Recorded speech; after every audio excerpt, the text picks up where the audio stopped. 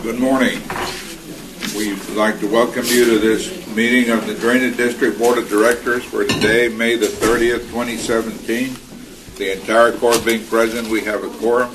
Please join us in prayer. Thank you, Judge. Let us pray. Father God, we give you thanks for another great day that you've given us. Just thank you for the opportunity to come serve you today, Lord. Just ask for your continued your wisdom, understanding, and guidance, Lord, that you give this to this elected board that you've appointed, Lord, to lead this great county. Provide them all your peace, Lord, as they make these difficult decisions that affect us all. Just continue to provide your wisdom and understanding as well to myself, my staff, and all the great leaders of this county, Lord. That may we all just work together to move this county forward, Lord. I ask all this in your Son's name. Amen. Amen. Amen. Under open forum, did anyone sign up? Consent agenda, any concerns? No, sir. None that I'm aware of. Need a motion to adopt, accept? Second. Those in favor say aye. Aye. Aye. Motion carries. Thank you. Under item 5, discussion of County Drainage District 1 drainage project maintenance and operations. We put 4 projects here that were part of the rural drainage development package done in Precinct 4. Just wanted to just kind of give a quick overview of those projects. The first one is Precinct 4, North Seminary Estates. That's a project north of Edinburgh Lake, and that project was designed by Mr. Quintanilla Headley & Associates.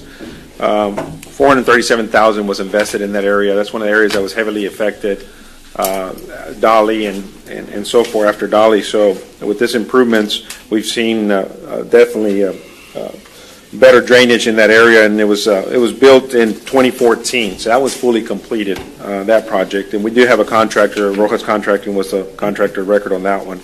So that's fully completed there. Item 2 is Precinct 4, 17.5 and Tower Road Drainage Improvement Project. That one was engineered by my office with our engineering team, and that one was $569,000 contract with Pega Construction, and that was 100% done. And that that project was finished in 2016, and that project impacted Bandera Estates, Tower Heights, and Fort Queens subdivision, which also those were the subdivisions that were heavily affected, especially Bandera Heights. In the previous rain events before the drainage was put in. So definitely those areas are now receiving or now have a positive outfall where they didn't have one before. So and then the next one is Alamo Brisas Drainage Improvement Project. This one's also designed by my office with our engineering team, and it was actually a partnership with Precinct 4. Precinct 4 constructed the improvements in this development for Alamo Brisas and Guerra Acres, which was another development. These developments didn't have outfalls before. With the plans that we prepared and the improvements that were built by Precinct 4, as of January 2017, now these developments have outfalls to assist them. So we definitely have improvements there. And then the last one is Canyon Road, mile 17.5 drainage area improvements, another rural drainage project. And that one was a combination. It was a design by our office as well, in-house engineering. But that was a combination of construction. We hired Venture Construction to do some of the crossings for the project, and then the district itself excavated all the work, drainage ditches, and improvements there. And that one was a combination of approximately about $800,000 worth of work in that area that was done to improve drainage for that area. We also were able to get Los Nogales and Canyon Estates basically give drainage. 2015, Los Nogales was one of the major developments there in that area that was underwater for a few weeks. Obviously, with all these improvements that we've done now, there is a positive outfall now in that area. So.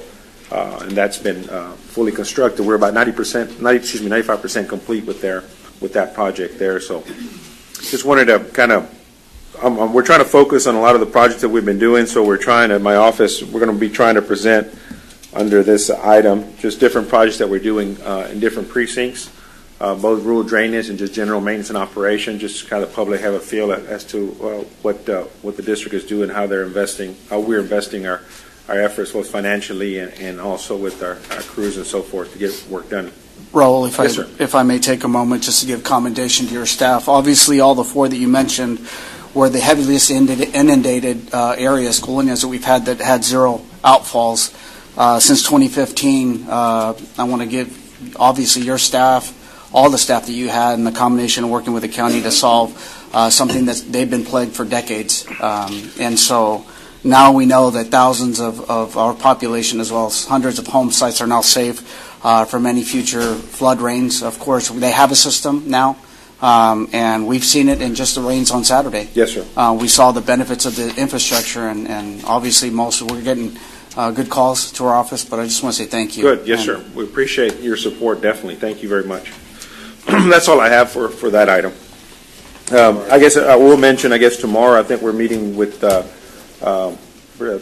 discuss some of these projects with Precinct 4 and Lupe and Arise, our quarterly meetings that we've been holding. So we'll go over these projects and maybe a little more detail and other projects that we're doing in Precinct 4. So, thank you. If I may, item 6. Okay, yes, sir. Requesting exemption from competitive bidding requirements on Texas Local Government Code 262024A4 for professional engineering services. Move for approval. Second. Those in favor say aye. Aye. Aye, motion carries. Item 6B, presentation of scoring grid of the firms graded through the district's pool of pre-qualified professional engineers for the purpose of ranking by board members in connection with on-call professional geotechnical services. For the record, Robert Kistner Consultants, Inc., 98, B to Z Engineering, 97, and LNG Consulting Engineers, Inc., DBA LNG Engineering, 99. With the board wish to rank as stated. Those in favor say aye. Aye. Aye, motion carries. Thank you. Item C, pursuant to the board's approval, request order for the Hidalgo County Drainage District Number 1 to negotiate a professional engineering service agreement with number 1 ranked firm, LNG Consultants Engineers, Inc., DBA LNG Engineering, for the provision of on-call professional and geotechnical services. Move for approval. Second. Those in favor say aye. Aye. Aye, motion carries. Item 7, requesting exemption from competitive bidding requirements under Texas Local Government Code 262024A4 for professional engineering services. Move for approval. Second. Those in favor say aye. Aye. Aye, motion carries. Presentation of scoring grid of the firms graded through the district's pool of pre-qualified professional engineers for the purpose of ranking by the board of directors in connection with the on-call professional geotechnical services. Firm name, Millennium Engineers Group, Inc., rank score 99, Terracon Consultants, Inc., a score of 98, and Professional Services Industries, PSI, a score of 97. Board wish to rank as stated. Move for approval. Second. Those in favor say aye. Aye. Aye, motion carries. Thank you. Pursuant to the board's approval, requesting authority for the Hidalgo County Drainage District Number 1 to negotiate a professional engineering services agreement with the number 1 ranked firm of Millennium Engineers Group, Inc., for the provisions of on-call professional geotechnical services. Move for approval. Second. Those in favor say aye. Aye. Aye, motion carries. Thank you. Item 8, requesting approval of final negotiated service agreement with Valley Land Title Company as it relates to title company services on call on as-needed basis, approved for negotiations by ACDD 1 Board of Directors on May 16, 2017, item 59845. Move for approval. Second. Those in favor say aye. Aye. Aye, motion carries. Thank you. Item 9, requesting approval to accept bids and approval to execute a construction contract to lowest bidder meeting all specified requirements, Venture Contractors LLC, for the RFP number ACDD 1-1702300510, street and drainage improvements for Plena Vista Subdivision Unit 2, in the total bid amount of $450,960.30 as recommended by project engineer Cruz Hogan Consultants, Inc. Move for approval. Second. Those in favor say aye. Aye. Aye, motion carries. And that's another project in Precinct 2. That's one of the last ones that we have in the precinct there that we're going to provide drainage to an existing road development that doesn't have one currently. So, item B, pursuant to Texas Local Government Code 262031, and in the interest of expediting a project's progress, requesting authority approval for Drainage District General Manager to execute change orders that involve an increase or decrease in the cost of $50,000 or less, and in no event to exceed the change order's statutory limits. The original contract price may not be decreased by 18% or more without the consent of the contractor. Move for approval. Second. Those in favor say aye. Aye. Aye, motion carries. Thank you. Item 10, approval to issue payment on the following item: invoice number PP15-2017 in the amount of $178,354.10 from Dow County Precinct 4 for reimbursement of labor, machine hours, and fuel related to construction of the JO9 project. Pay periods 1 through 5 of 2017. The project engineer, Tesla Infrastructure Group. Second.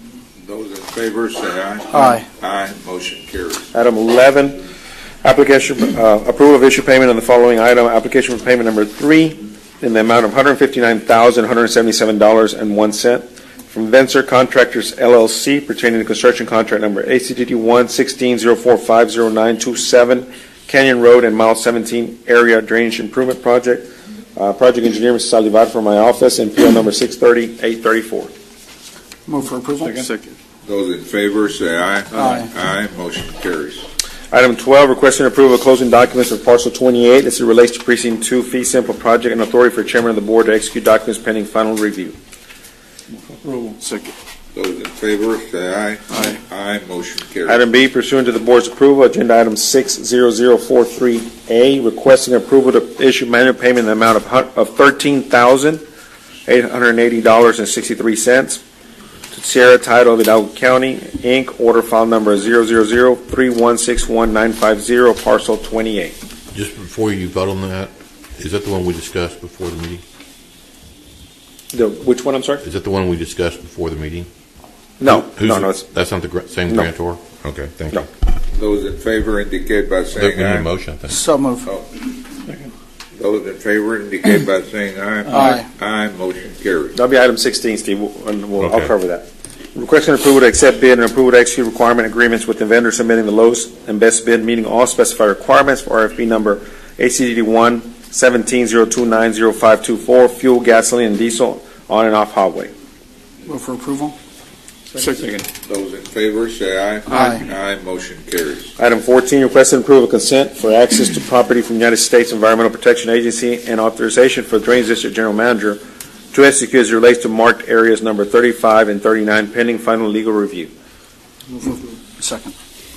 Those in favor say aye. Aye. Aye, motion carries. Thank you. Item 15, requesting approval of work authorization number 11 through the On-Call CMT Services Precinct 2, 3, 4, and ACD1 Master Drainage System Agreement with LNG Engineering in the amount of $32,985.68 as it relates to CMT services for Fall McAllen South Drain Outfall Project. Move for approval. Second. Those in favor say aye. Aye. Aye, motion carries. Excuse me, Item before you- 16. Raul, Just a Yes, minute, sir. Raul. Before you move on. Of course. Is there a reason why precinct 1 isn't part of that? Part of what, sir? I'm sorry. That last motion?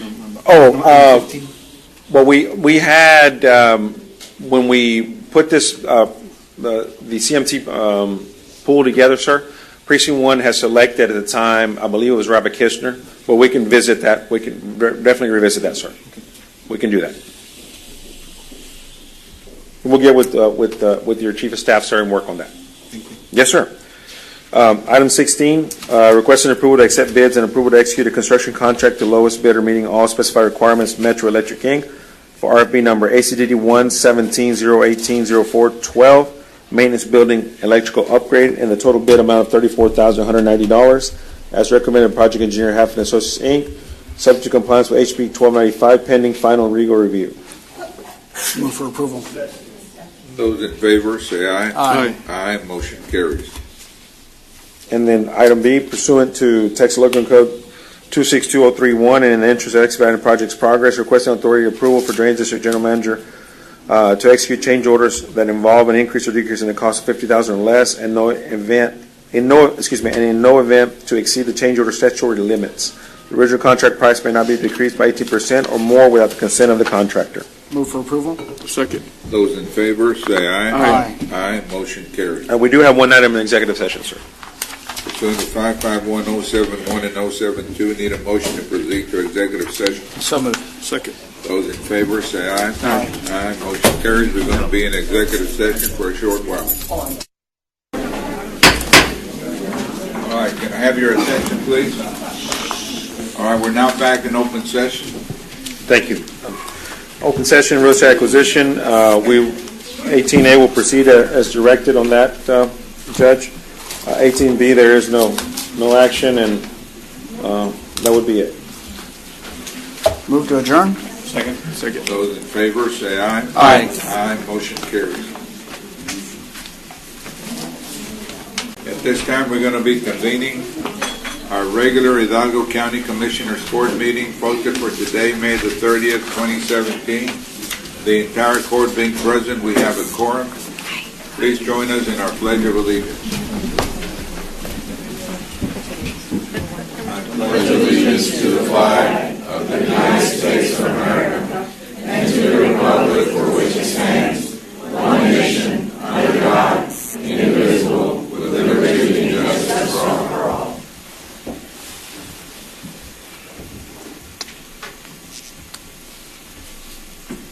Dear Father in heaven, we ask you to bless us this day, bless everyone here who is here for Hidalgo County, and to help us all work together so we move forward and everything that we need to do. We ask you to bless our families, bless our nation. We ask especially near Memorial Day to remember the troops who have given their lives to keep us free. We ask you, dear Lord, to always be aware of how much we have to be thankful for. And we ask this in the name of the Father, Son, and the Holy Spirit. Amen. Amen.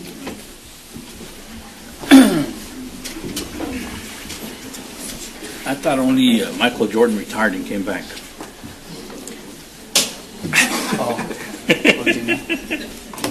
You renegotiated. Yeah. Retire, rehire. Ya vino Mingo. Domingo. No, ¿de qué te hablan? Oh, the Virginia? I don't think I retired. Yeah, Virginia. Oh, She came back. all right. Any concerns with the consent agenda? Yes, Judge. We do have some concerns. Could you have, oh, I'm sorry, it's right here. Judge, Commissioners, if we could take action on the consent agenda item with the exceptions of consent agenda item 12C, 12I, and for the record, Commissioner Fuentes is abstaining with respect to consent agenda item 11A, B, and C. Move for approval of consent agenda excluding 12C, 12I, and abstention from Mr. Fuentes, Commissioner Fuentes from 11A and B and C. Motion. Second. Those in favor indicate by saying aye. Aye. Aye, motion carries. Okay, Martha Salazar to the Purchasing Department. On 12C, this is for Precinct 1 requesting authority and approval to purchase GPS systems for the fleet of 120 vehicles. And this is through Unicom Government, which is the awarded vendor under U.S. Communities contract, as stated on the agenda. This is subject to, in the amount of $61,479.33, including and subject to compliance with 1295. We have sent the vendor the request, and we recommend approval. Move for approval of 12C. Second. Those in favor say aye. Aye. Aye, motion carries.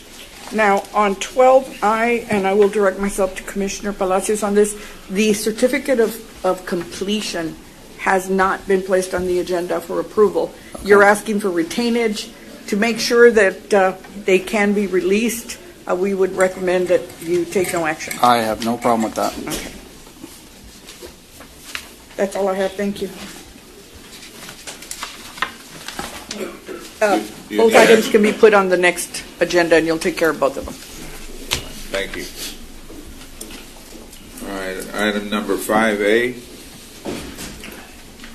It's a resolution in recognition of the Hidalgo County Crime Stoppers as the organization celebrates its 20th anniversary. Good morning, Commissioners. Judge Julia Sullivan with Public Affairs. Whereas Hidalgo County Crime Stoppers was established in May 1997 by community residents who decided to unite and take a stand against the growing crime rate in the county. Come on up, please. Stand right here. And whereas the mission of Hidalgo County Crime Stoppers is to reduce and prevent crime, as well as actively pursue those who commit crime by working closely with the community and treating the public with respect and dignity, as well as maintaining the highest level of integrity and professionalism. And whereas residents are able to submit information about criminal activity anonymously, which the Crime Stoppers program in turn transfers to law enforcement for immediate action. And in some cases, if the information leads directly to an arrest, narcotic seizure, and/or conviction, tipsters may receive a cash reward. And whereas since its inception, Hidalgo County Crime Stoppers has partnered with the Hidalgo County Sheriff's Office to fight crime and currently collaborates with a coordinator who acts as a liaison between both groups. And whereas Hidalgo County Crime Stoppers are the eyes and ears of law enforcement in Hidalgo County, and the program prides itself on providing a safe forum for citizens to report crime in their neighborhoods without fear of retaliation. Now therefore be it proclaimed that the Hidalgo County Commissioners Court hereby recognizes the Hidalgo County Crime Stoppers program for 20 years of dutiful service, dedication, and commitment to the safety and well-being of the citizens of Hidalgo County. Approved this 30th day of May, 2017. Move for approval. Second.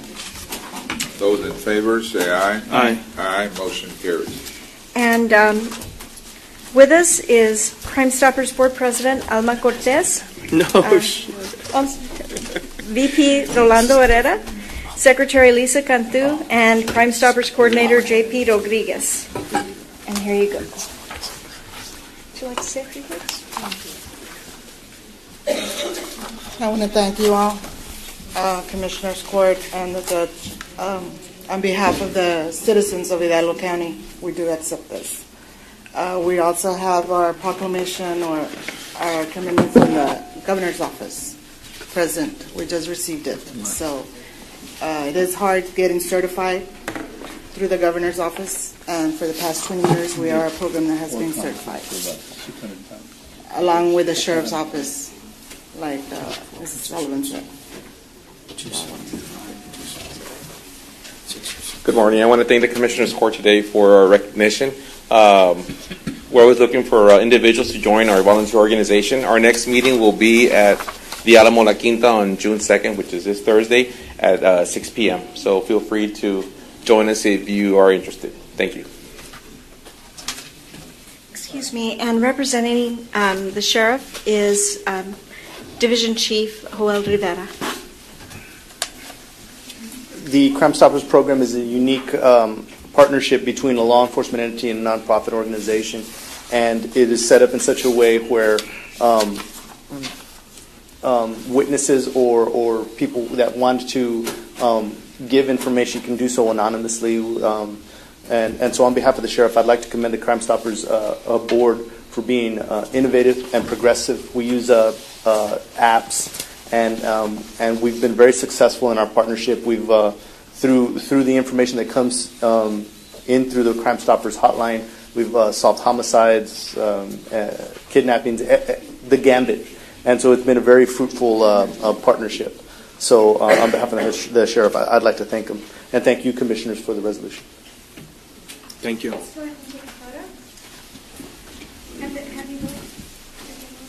Have we approved it? Yes, we have.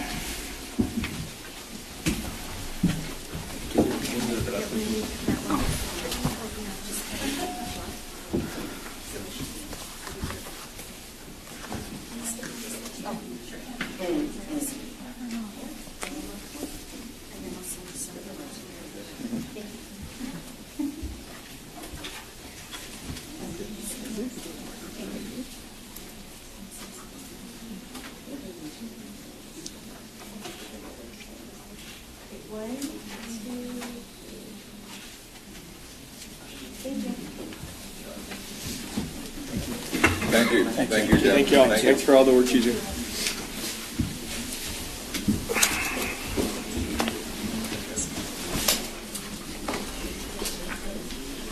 All right, next item is item number 5B.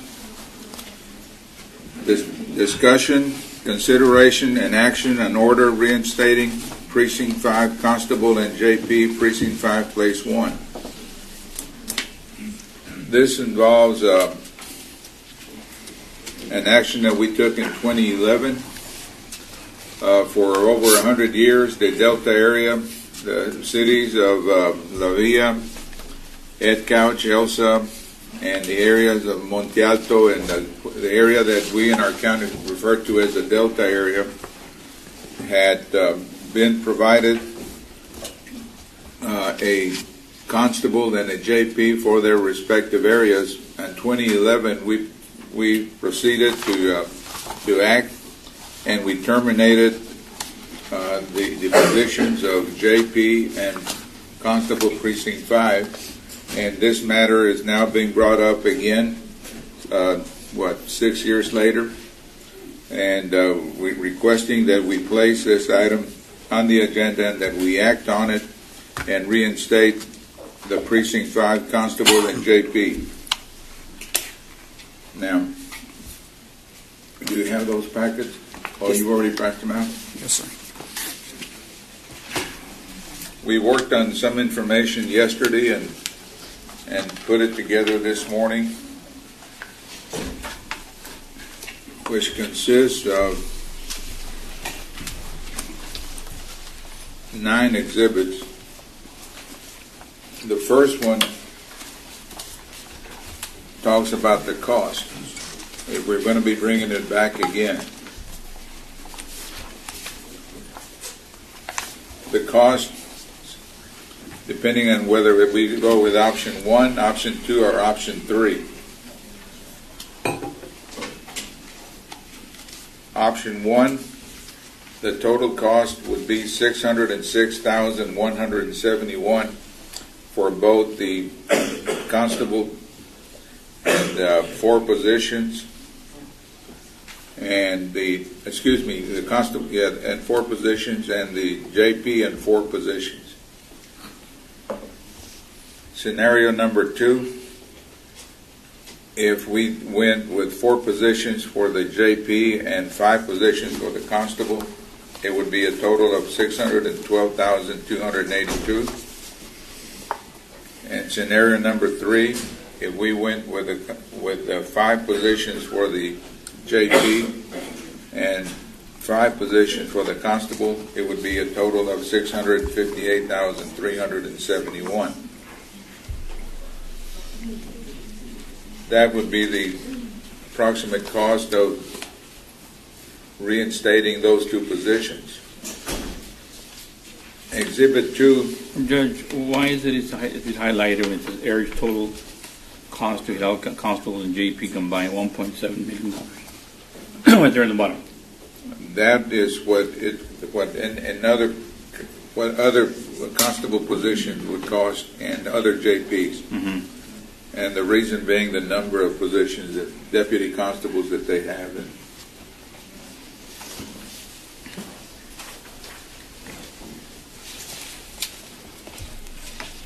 Now, under Article Exhibit 2, just talks about, it's a copy of the statute or the portion of the Constitution that talks about the establishing of these 2 positions throughout our county and throughout every county in the state of Texas.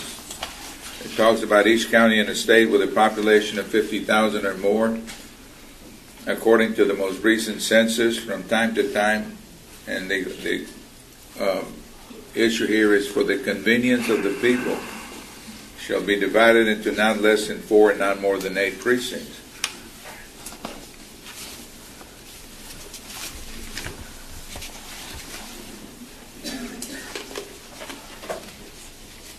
Exhibit 3 just talks about if we act on it and we approve it, that the office will not take effect until January 1 of 2019, but there will be an election for those 2 positions on our March primary and November general election.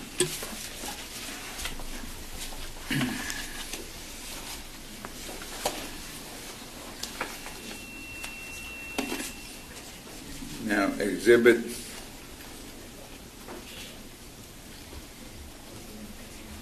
our next exhibit, which is exhibit number 5, I believe, exhibit 4.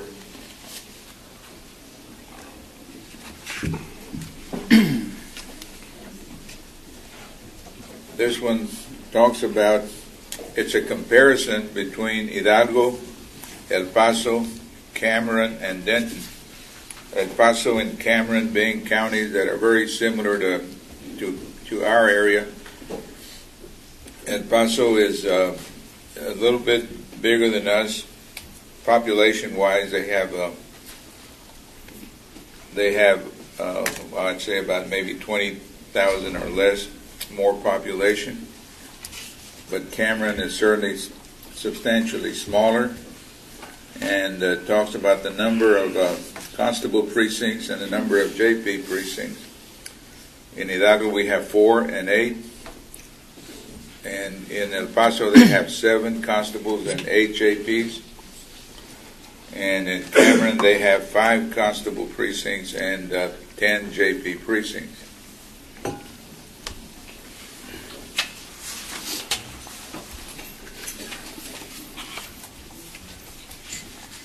Now, exhibit number 5,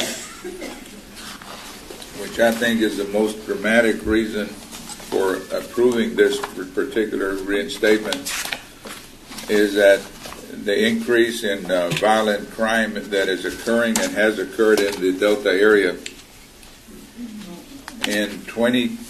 Between 2010 and 2012, there were 58 rapes.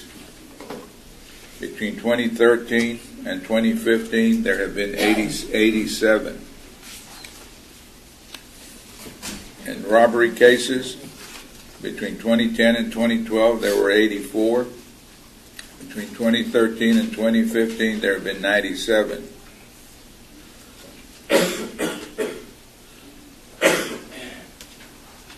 In aggravated assault, between 2010 and 2012, there were 247. Between 2013 and 2015, there were 236. It's a decrease, right? A decrease, yes.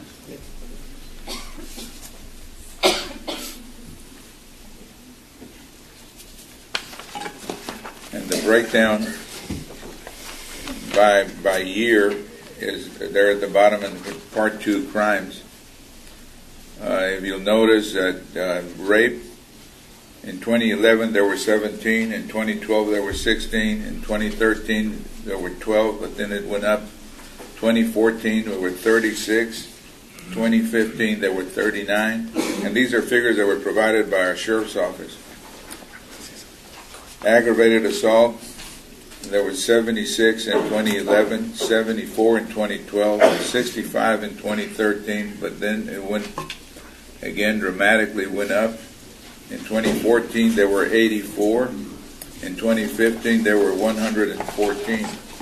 Judge, if I may, I'm sorry to interrupt you. I just wanted to shed some light on the sexual assaults. There was a dramatic increase, as you said. There was a change in the definition of the law that changed the way sexual assaults are categorized. So male on male wasn't really categorized correctly. Now that dramatic increase is something that the law changed. And the remaining statistics that have pushed up, the robberies and the aggravated assaults, I won't get into it too much, but that's having to do with the increase in the border surge. I believe that it's pushed crime in such a manner that it's had to change. We went from alien smuggling, human smuggling, and now we're seeing an increase because the activities, transnational activities, are now more difficult. But nonetheless, I really wanted to just shed some light on that increase on sexual assault because I don't want it to be overly alarming to the general public. All right. Thank you, sir. You're with the sheriff, right, sir? I want to ask. Yes, sir. I got a question. What's the crime rate for the whole county? For the whole county overall, the crime rates have gone down. The crime index overall has gone down. We are seeing increases like the one that the judge had just said. The only increase, the precinct is precinct 1? No, That's so what I'm asking. when I talk about crime index, it's a totality of crime, and it's an algorithm that shows whether crime is going up or down. And so in general, crime is going down. There are all over the province? Yes, all over the county, Yes. in general. When we have outliers like the sexual assault, that the definition changed, so that caused an increase. What about aggravated assault? Aggravated assaults, in certain areas, there's been spikes, and we work to work on those spikes. But in general, aggravated assaults have gone up. Well, this says from 2014 to 2015, I don't mean to interrupt, but that it went from 84 to 114 in 1 year. Just in this area, not all of Precinct 1, just the Precinct 5 defined area. Which, if you consider rape and aggravated assault crimes of person against another person, that would indicate to us that there's a little bit more criminal activity. Yeah, I'm not going to dispute that. Those are accurate numbers as best. I would also like to point out that we're speaking to the statistics that the sheriff keeps, not necessarily the municipalities at Couch, Elsa, La Villa. Those are completely different. Another thing is, back in 2010, what was the population versus 2017? I don't have that number on top of my head. So that makes a lot of difference. It's risen about 5,000. No más? Yes, No. Jonathan Amansa with the Hidalgo County Judge's Office. Morning, Commissioners, Judge. Yes, sir. It's only gone up 5,000, I Judge? don't think we would know unless there's another census. Well, but under even the at that, census. By the way, let me make time now to introduce this young man, Mr. Almanza, who is working in our county judge's office, and kind of going to be replacing, or maybe I shouldn't say replacing, but assuming the position that Mr. Bobby Villarreal used to have. All right, and he's been helping me put together these statistics. Go ahead. If I may ask a question in regards to these numbers, are these numbers incorporated areas or is it non-incorporated areas? So there's a big difference because you got the PDs, and then I want to know whether or not the crime rate has gone up in unincorporated areas as opposed to incorporated areas. Precinct 5, unlike some of the other, it's mostly rural. You have Ed Couch and Elsa that are incorporated, but for the majority, that's county jurisdiction. Yeah, but I just want to differentiate what's happening outside incorporated areas such as Elsa, Ed Couch, and La Villa versus. These are sheriff's. When we fulfilled the request, we got our statistics and we went apples to apples as best we could. These numbers don't necessarily fit in the proposed Precinct 5 boundary because the sheriff doesn't statistically keep numbers in those boundaries. We do it in enclaves, and we establish enclaves. So this is best guess. Some of those are outside but not too far out. But they are strictly our numbers, the Sheriff's Department numbers. I wasn't asked to do the research, so we didn't fulfill that request for UCR statistics from Ed Couch, Elsa, and La Villa. I think their records management system is still pen and paper. So it's a little bit more difficult to pull those statistics. Another thing is just sure. Constables. What's the time for a constable from 8 to 5, or they work at night? That would be subject to the elected official, the constable at the time. He could decide at that point. How many of you guys work at night? Constables. Is Larry here?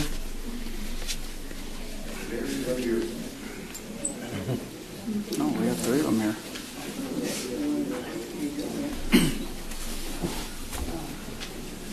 Morning, Judge. Morning, Commissioners. Constable Marty Cantu, Precinct 2. Usually our normal hours are 8 to 5 and weekends off.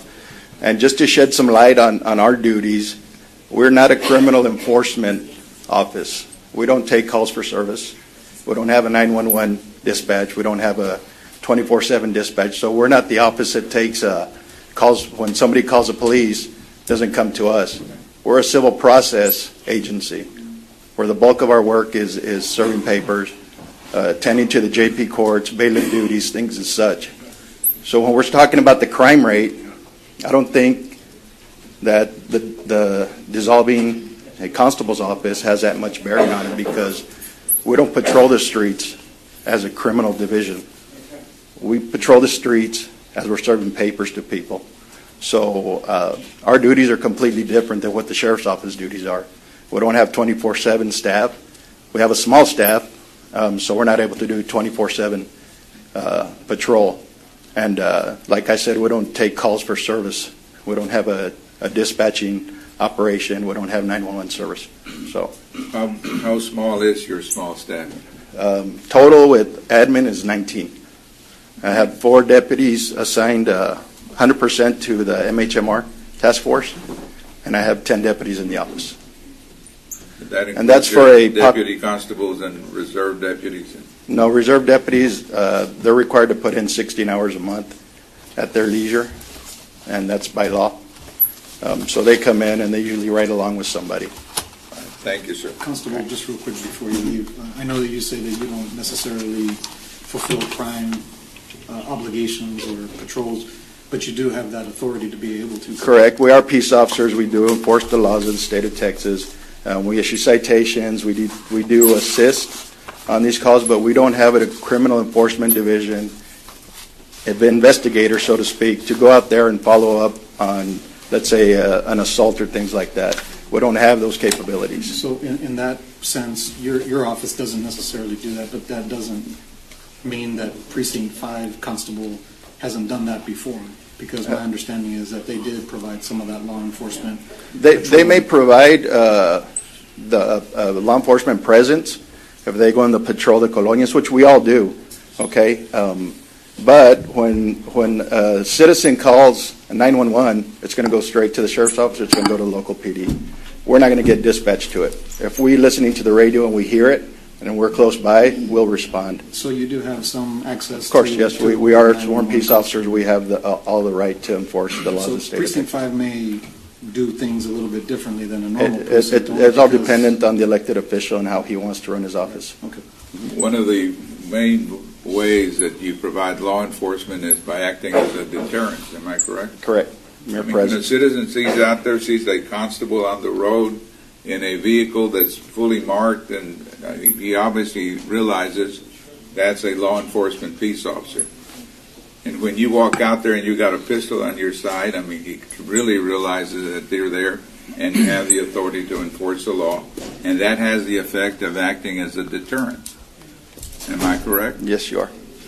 Judge, if I may comment, this is the first thing I see, the metrics, as well as the first time we sit down and look at the possibility of doing something that we took action 6 years ago. If I go back 6 years ago, I was one of the voting members that voted to eliminate it. So I'd like to go back to this, and I guess that's why there's going to be a lot of degree of discussion on this item. I'm pro-law enforcement. I think that the presence of law enforcement does deter crime.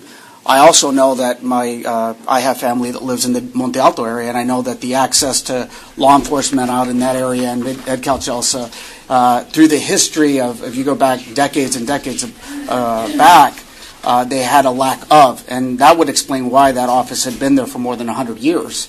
Having said that, we have done a lot in Hidalgo County that had helped curb the need by providing a sheriff substation office on the eastern side of the county. And I understand our constitutional right under Article 5 giving us the authority. I look at it both things, and I know that this is probably going to be a long item because of, you're looking at safety and you're looking at service. Safety, the presence of the substation is a benefit. When we took action back then, we reallocated all the assets to the existing Constable Precinct 1. If we get lost, we can easily get lost in the weeds when you compare Precinct 3 and Precinct 1 because they're almost similar in nature with a lot of development on the north side of Precinct 3 as well as Precinct 1. I think both of the areas would need it, but of course it's one of the things that we got to look at to be fiscally conservative as well because there's a financial element to this as well. Correct. So we know that it's going to be 600, 700,000, and I think that regardless of it's our constitutional right, we got to do our due diligence to assure. What I don't see in this metrics is a comparison of the existing constables and JPs and their staffing. So I don't know if the attempt is to reallocate assets or what, or when we talk about 600,000, what is that? What is it? Are we moving staff, or are we creating new positions? So these are some of the questions I have. But I don't want to get lost in regards to supporting law enforcement in our rural area. I am wholeheartedly supportive of it. I also know that on the service end, the Delta is very unique in nature. There is a lot of need out there. And we always have to look at how we can bring government to the closer to doorsteps of people. That's why we created these substations. And so, forgive me, I just don't want to get lost in whether or not I support or not. I'm just going, this is the first time we look at this metrics, and I want to make sure that we do our due diligence and look into the matter. I think when y'all say 2011, I think action was taken in 2011. Yes. But it wasn't actually dissolved till, I believe, 2013 or 14, because I took office in 13, and it was dissolved after I took office, that they actually broke it up. When it was broken up, I was able to take one position from that, and I believe the rest of them went to Precinct 1. When you look at the constable's office works by population, because we serve papers, we serve civil process and things as such. So I have the most populated precinct in the county. We're, last I checked, I think at 230,000, and probably bigger than that now. And I was working with the least amount of deputies. So, through the time I took office in 2013 and now, we've been able to grow that office and get some more personnel, being that we took one from Precinct 5. So if, I don't know what the, I know you gave some examples of some of the things that we may do, but if I have to lose that individual for my office, that really hurts, because I have the most populated precinct in the county, and losing one individual is really difficult to do. Once you get, we already work shorthanded as it is, and if I have to lose one person, that's really going to hurt my office. So that's one of my major concerns on that. Judge, if I may. Yes. Well, I mean, when I look at statistics like this, it's important to look at it, but it's important to find the best way to try to address this. And the best way, in my opinion, is you get the sheriff's office to look at these numbers and then maybe realign some of its staff. But not only do they're both officers, right? But the sheriff's department not only is an officer himself, but he has the full weight of the sheriff's department behind him, compared to a constable's office who has a lot of administrative duties. I'd rather put more sheriff's officers if they determine there's a need, because you have the full support of 800 people and all the equipment and all the assets that they may have. I'd rather get them to go address the concern than a constable's office that may have administrative duties for most of the day or in the morning. I mean, I'd rather have somebody that has no administrative duties, that has police duties, and go move some of those people over there if the concern is real. But to bring a constable's office that kind of does that work, I'd rather not. But I think we also can agree that when you combine efforts and you say, they're not going to have 12 hours of patrolling the streets. They can serve a dual purpose in serving papers and enforcing the law and doing a dual role capacity, as opposed to somebody that's just going to be patrolling the streets all day long. So I think that and forgive me, but there's not only a population issue for me here, there's also a geographic and response time issue, because this is such a large area and we don't have a committed or dedicated area out there. And the density of the population of the precinct 5 is that we have somewhere, Precinct 1 has almost half of the entire population of Colonias in its area, of the entire county. And most of that population lives north of Mile 12, which is the area that we're talking about with respect to Precinct 5. And most of that is in an area that is economically disadvantaged. You don't have cities that have a lot of tax base that can throw a lot of resources at crime stopping, and law enforcement.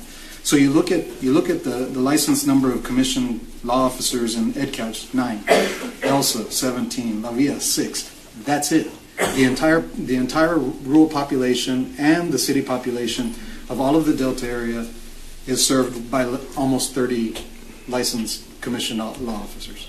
And that just for the geographic area that it serves, which is from Mile 12 all the way to the county line, and then all the way from Mercedes essentially to the Edinburgh rural area, you're not talking about very much. And outside of those cities, you don't have a presence of law enforcement. You don't have DPS troopers routinely patrolling that area. You have a lack of presence. So in light of the current discussion, I'd like to talk to you real briefly about how the sheriff allocates resources for things like criminal enforcement activities. We use an intelligence-led policing initiative. So we look at where the calls for service are and where the crime is, and that's where we allocate the bulk of the resources. And so, when we're getting hit where we ain't is something that we make a conscious decision of how we allocate resources. And in general, we have some very hot areas. The San Carlos area is pretty hot for us.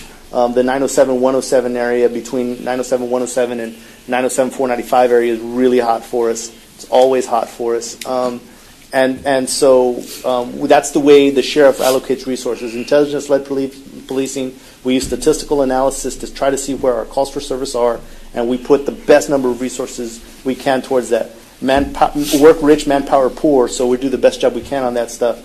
And so what we found is the areas just outside the county are less impacted, and the further you move outside the cities, the calls for service tend to grow. So the immediate area, for example, outside of the ELSA jurisdiction, is less. There's less calls for service than a little farther south in the mile 11, 88, 1015 areas.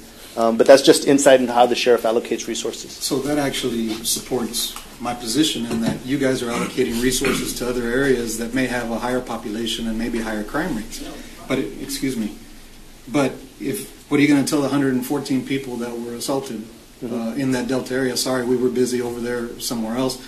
I believe that allocating resources to this area that are outside of the existing law enforcement would help deter and help response time because we are so geographically separated. Right. That's my concern, is delivering safety at a faster rate. And so one of the things that I'd like to also share with you is the response time. We've been very effective through intelligence-led policing initiatives to lower response times from nearly 22 minutes in 2012 to almost 14 minutes this past year.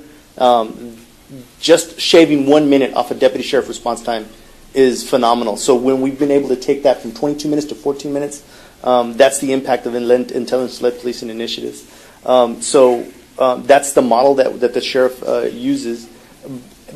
And to dovetail, when we do have our partners, and we use Constable Avila as a partner on this, when we have civic events or anything going on, we do reach out to the constable's office. They've been great partners, all of them, to help us say, hey, look, can you guys take care of this for us? We're going to take care of the criminal enforcement side of things.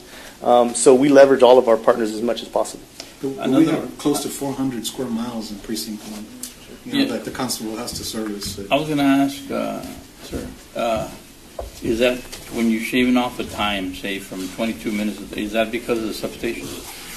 Well, one of the things that the substation really doesn't impact our.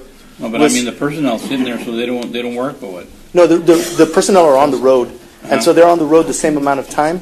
Yeah. Where the substation helps us is when we have a victim of crime in the La Villa area, and we're saying, hey, we need to kick a statement from you, we need a photo lineup, we need to do this, we need to come see us, and we have to bring them all the way to El Cibolo Road. That impacts us. That impacts them and their ability to come see us. When we have a substation like the one in Westlaco, we can bring witnesses in. When we have a major crime, a shooting or something, and we need to interview witnesses, we don't have to bring them all the way to El Cibolo Road. That allows our investigators to shave off the amount of time that they have to travel. They can take them right to the substation. They can interview them. They can get statements. They can get going on their investigations. That's how the substations really impact us is our from an investigative standpoint, and being able to have access to the public really close by. But even the sheriff's substation on 1015 and mile 11 is still 10 miles away from Elsa. I mean, you're still going to, and you're driving down county roads. It's not like it's a straight shot. I would bet that you could probably get there faster from Edinburgh than you could from our substation in Westlaco. Well, we can argue all we want, but Precinct 3's got the same problem. Larry, Sullivan City, Savitas, Los Ebanos, they're all incorporated. Like Elsa and them people were incorporated several decades ago. They were not incorporated. They're incorporated now. Yeah. They got their own police departments. I mean, Sullivan City, Los Ebanos, Cuevitas, would they love to have Well, I mean, I would love to send deputies over there in that area, but, that's not my primary responsibility as constable. Sullivan City has 15 law enforcement officers. And, respect to the Delta area, because I have relatives that live in the Delta area. Our constable will speak. Go ahead, it's your turn, sir. I mean, we're charged, there's a difference in responsibility between the sheriff and the constable. We do duties that the sheriff does a little bit of, but we do most of it because we are the experts in it. And that is in civil and criminal process. AG paperwork, tax warrants, generating revenue to bring back into the county that's on delinquent taxes that's out there. I mean, we're writing $4.5 million last year. That's overall. That's just us. I mean, that's not them, or they probably got the same. Who knows? But what I'm trying to tell you is our primary function, and I'm involved at state level with TAC, and all you hear is how they're trying to downsize counties all across the state because they have 8 constables and 12 JPs, and so there's a lot of consolidation going on. But, I mean, I would love to patrol, Commissioner Fuentes, the west side, but I'm too busy over here with the parks. I'm too busy with truancy, which I have an interlocal agreement with the school districts, where they're buying into it, not putting the burden on the county. I have another interlocal here with the irrigation district that we're going to bring forward before court that they're going to give us almost 90% of the salary of a deputy to put out on the road for illegal dumping in the surrounding areas. So those are the partnerships that we need to create. I mean, we don't want to create many sheriff's offices within our department because that's not our purpose. However, we do work closely with Sheriff Guerra. We've taken down some violent criminals. We've assisted them. We have our deputies on the road that hear it on the radio and they respond. But when it comes to the investigation, we turn it over to them anyway. So I'm not trying to be negative about it, yay or nay. I'm just saying is, what difference would it be than what I'm dealing with in population on the west side of Hidalgo County as to what's going on in Precinct 1? Because Sullivan, La Jolla, Penitas, with the immigration and all this stuff going on, everything has pretty much shifted as far as the crossing of illegal drugs west. A lot of pursuits, a lot of crime being committed, a lot of transporting of illegal immigrants. Some of them against their will. I mean, we assist with all that, but that's not our primary function. Yeah, we do border security, but we get funding for that to be able to put more boots on the ground that comes from the government, that comes from the state. But what's Precinct 1's core responsibilities, and that's the execution of civil and criminal process and everything that comes with that. But and I'm defending my precinct, if the direction from court is that we are going to start patrolling and you want us to do that, which is a good idea because safety comes first, then you better give me 6 deputies and you better give him 4 and him that, because that's what it's going to take. Do we need another constable? No. Do we need more deputies? Maybe so. But, I mean, we all have, I think, 1 has 15, 2 has 15, I have 16, 17. Now, not all those deputies are the core deputy because of MHMR, the truancy grants. There are different grants that we have, but we at least have 10 core deputies, maybe at least, to be able to do the work that we do, to generate productivity, and as a result, brings revenue back in the county. I can say, and I'm sure they can too, that what we collect in revenue, it may not be all county money. It may be La Jolla's, or it may be the city of Missions. Pays for itself, pays for my department 3 times, just about. And I'm not. And you know, that's how I'm explaining the duties of what we do. I didn't mean to interrupt you, so I apologize for that. But in comparison, you have more border patrol presence, you have more DPS presence. Yeah. This area does not. It's you have geographically you have more sheriff departments because you have the substation there. But you also have in Sullivan, you have 15 law officers for 4,000 people. By comparison, Ed Couch has 3,200 and they have 9. Yeah, but they're incorporated, aren't they? Right, but what I'm saying is that they have their own police departments. You can argue that we don't need that in Precinct 3 because you have a greater law presence with your local police officers. We don't. Commissioner, if I may say, I applaud you on your efforts to look out for your area. I really do. I think that law enforcement, there's always a need. I think we are blessed with the most talented constables in all of Hidalgo County as well as the Sheriff's Department. I think before we can vote on something like this, we got to look at all assets, both sheriffs and constables, and figure out, is it today? Can we really determine that we are making the right decision in creating bring back this new constable and JP? I don't know.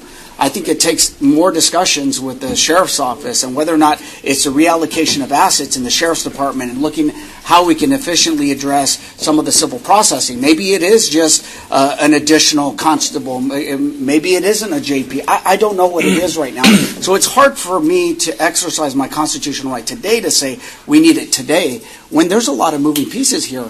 I believe we do have the greatest forces out there. I firmly believe in. I see them. I see them on the roads. Although crime tends to, the numbers, they fluctuate. They go up and they go down on some categories. But it's going to happen with the increase of population. And is today the day we add it? I don't know just yet. I think we really do got to, before we start talking about spending more money, when in the hopes we're looking at building more of a leaner, meaner, stronger Hidalgo County to be able to give a cent back to the taxpayer, to all of our taxpayers. When we keep adding to it, it makes it even 10 times more difficult to get to that point when our priority is both, one, to the taxpayer, but also to safety. It's difficult to say just in one item that we are ready to make this decision. I do believe in law enforcement. I've been in that area. I was a chief of staff. I could see those concerns, but again, my perspective is going to be very partial because I've never served in the Precinct 3 area, and I've never seen what they're going through or what Constable Gallardo's going through. So, but I think it requires us to really look at this objective, subjective, and assure that have we maximized the use of all our resources to help in this hope of providing more service in the Precinct 1 area. And I completely respect that position, and I understand where you're coming from. You know, we all have a fiscal responsibility to do what's right for the entire county. I respect that and I appreciate that.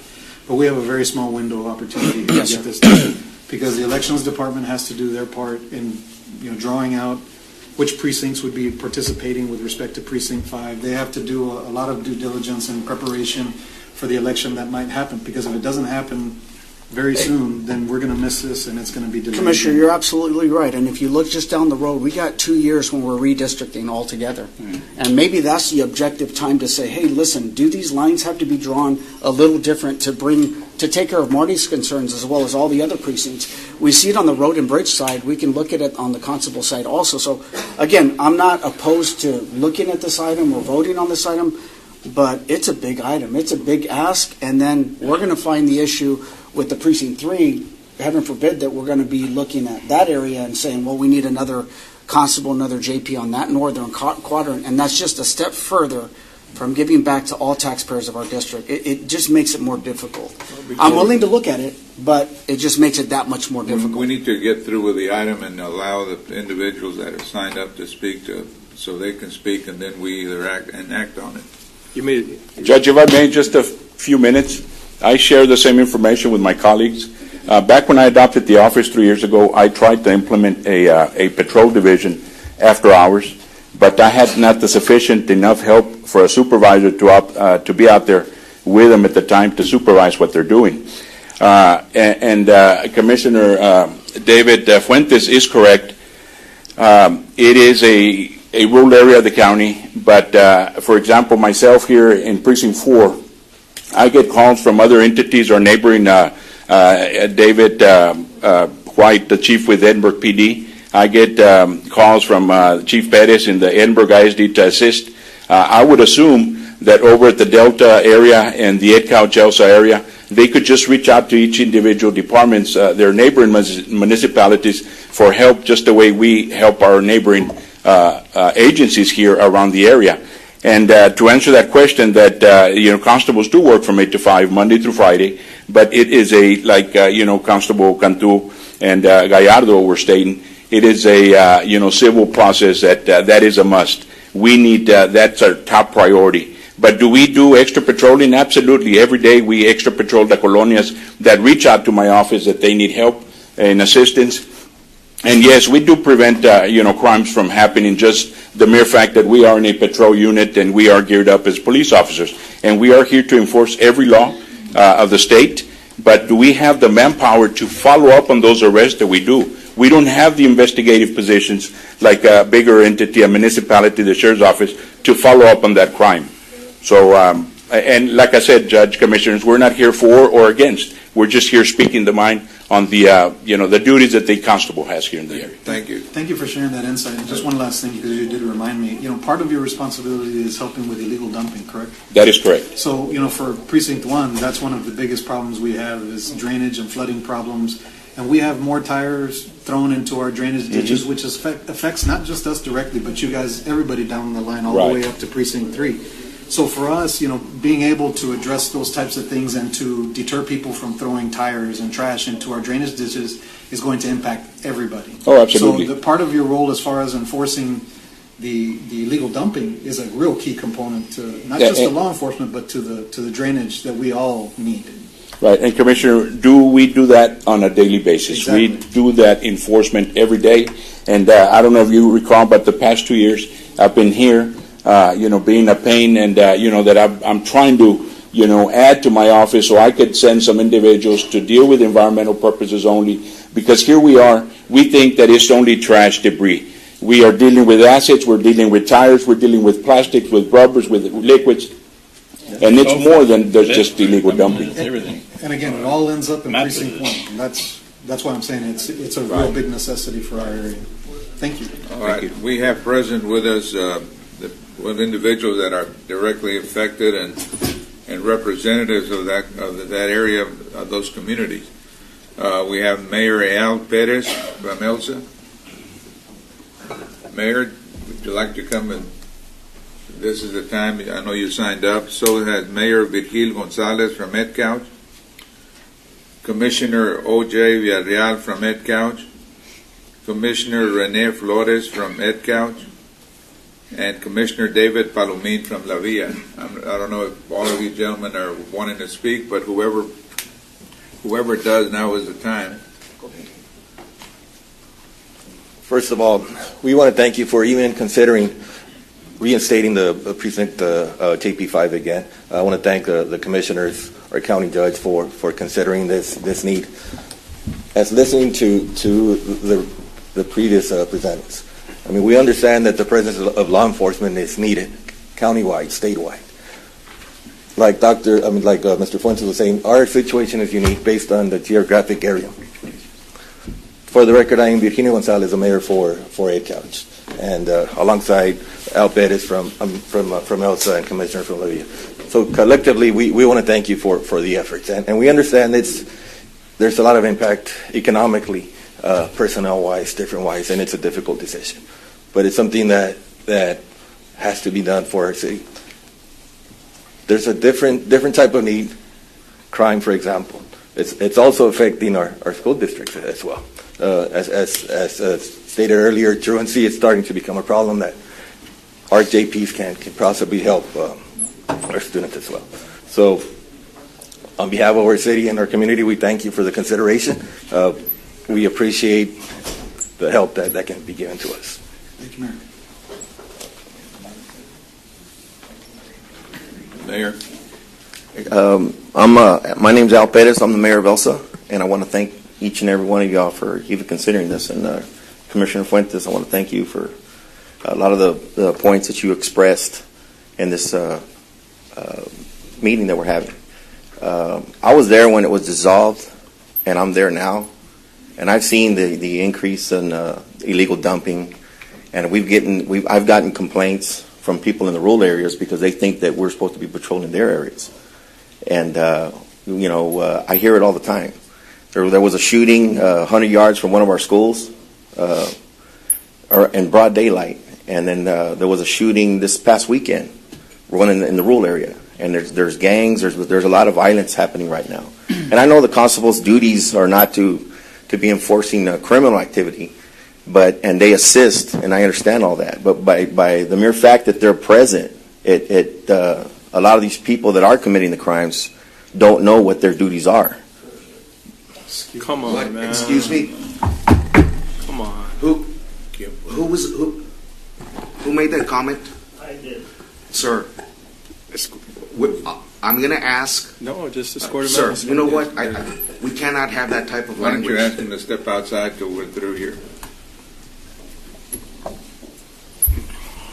So, as I was saying, a lot of young gang people, they don't know what the constable's duties are.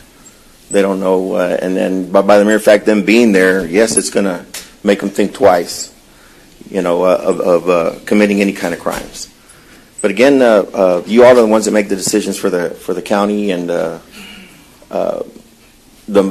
one thing that concerns us is just the safety of the people on the rural areas, the safety, because I get the complaints all the time. And I don't know what to tell these people. A lot of these people, they're from our area. They have kids that go to our schools, but they're not in our district, and they're not in our jurisdiction. But yet we get the complaints. They don't know where our jurisdiction starts, and they don't know where it ends.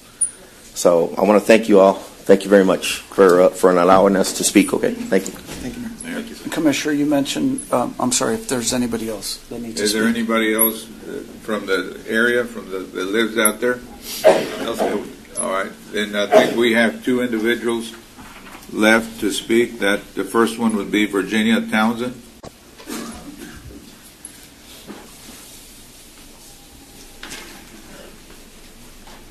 Thank you very much for giving me the opportunity to speak, because I've been around long enough to have gone over to the Edcouch-Elsa area during their elections sometimes and things like that. So I got really inside how those communities are, how they operate. And I'm going to bring up the 800-pound gorilla that nobody wants to talk about, that what happens when a JP office becomes known as a political force, not anything else particularly, a political force, strong, powerful political force. How about if a JP office gets to be known for fixing tickets? A lot of power there, but not good.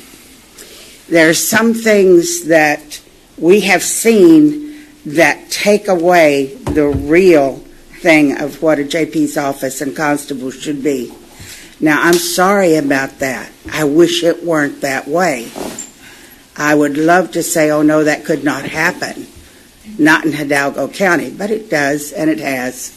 And I just want somebody to be real here.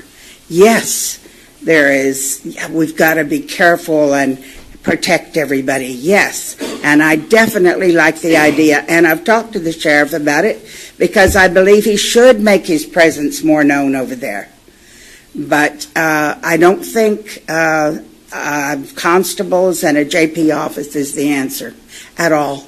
I just have gotten a bad taste in my mouth about what can happen and not particularly what should happen. So I thank you very much. All right. I've got a question, Judge. Where is the constable for Precinct 1? I haven't seen him. Can he take care of the needs for these people? I mean, he's a constable for Precinct 1. Where is he at? Is he here? I don't believe he's here, Commissioner, but if I could share some of the comments that he made with me when we did meet about this, because I did meet with the justices of the peace in my area and also with the constable. And just like the other constables mentioned, they feel like they're shorthanded. Like they just have so much on their plate with respect to the administrative responsibilities, to trying to find the perpetrators for this illegal dumping and all of those things. He just doesn't have the resources to be able to throw more presence out there. And again, we have such a large geographic area, he just finds it very challenging. Well, maybe the answer is more constable instead of constable office in JP. It could be, but I mean, when you look at it from a budget standpoint, the majority of the cost in expanding this is going to be personnel. So it's not necessarily the perfect answer, because it's still we're still going to bear the cost of additional people. I looked up what a constable's job is, and I believe Precinct 1 works from 7 to 4. And most of the rapes and the different crimes happen at night. The constable is the chief process server of the Justice of the Peace, serving a variety of jurisdiction processes and notices, is responsible for seizing under such action properties. It talks about the population as to what it is. But to the money you were talking today, 600 and some odd thousand to 670 something thousand, how many deputies would that hire to be out there? The police departments can arrest you, can shoot you if you're doing something you shouldn't be. They can stop rapes. sheriff's office can go, and they can do the same thing. A constable, if he sees something happening, he can do it. Yes, he can pull you over speeding. He can, if he sees somebody being raped, he can take the time to stop that. But the job, that's not his job. And I hear protection. This is for protection of the people in Elsa and Ed Couch and Elsa in the Delta area. First off, we have to be able to protect ourselves and be ready. Because 9 times out of 10, when you call a police officer, he gets there in time to do the paperwork. So it is up to each and every citizen to watch your own back, watch your neighbor's back. But the problem is, why don't you take this money and get deputies out there and in that area? We own the building that's right there in Elsa that had the constable, the health department, I believe, and the JP. And open that up. Let the cars be sitting there when they see the sheriff's office. Yes, the sheriff is going thin right now, but that's the ones that's for your security. Your police officers in Elsa, Ed Couch, and La Villa, they are supposed to be doing their job also because you're a city. You wanted those police officers, so you are a city. So my thing is, if you want protection, I notice y'all changed to trash and picking up. I believe we have an abatement with the county that goes out and supposed to be checking this, the department. But if you want safety, and that's what I kept hearing all this week, it's the sheriff's office, it's the police department. You have a DPS officer in Precinct 1 on, I think, 88 or 15, whatever it is. Call them. Get them to come out there in the rural areas. And I look back, I was up till like 1 o'clock last night looking at the money that was brought in by the JPs. And if you look at the constable you had back then, some months it was $60, sometimes it was $100 and something, and all the others were bringing in $1,000, $1,200, $2,000. When you looked at your JP, it was the same way. The numbers were very low. So it looked like I had a gentleman look at the numbers. He goes, why are they so low? Well, obviously, like Virginia said, someone's taking care of the tickets, so that helps the voting. So my thing is, if you want security, take care of yourself. And if you want to spend $600,000, why don't you make some deputies out there and put it in to keep them safe? Because we would like to see them safe, but I would like them to be safe 24 hours a day, not just from 8 to 5, 7 to 4. It's an all-day thing. Thank you. Judge, and looking at the open forum sign-in sheet, we did have Ms. Townsend and Ms. McClarty. But I also see that there is, as a topic, is Precinct 5 for Mr. Jesse Rios. I don't know if he's Mr. Rios here? Is Mr. Jesse Rios in the audience? Okay. Commissioners, if I may say something real quick. The provision of the Constitution says for the convenience of the people. I just want to bring up one thing.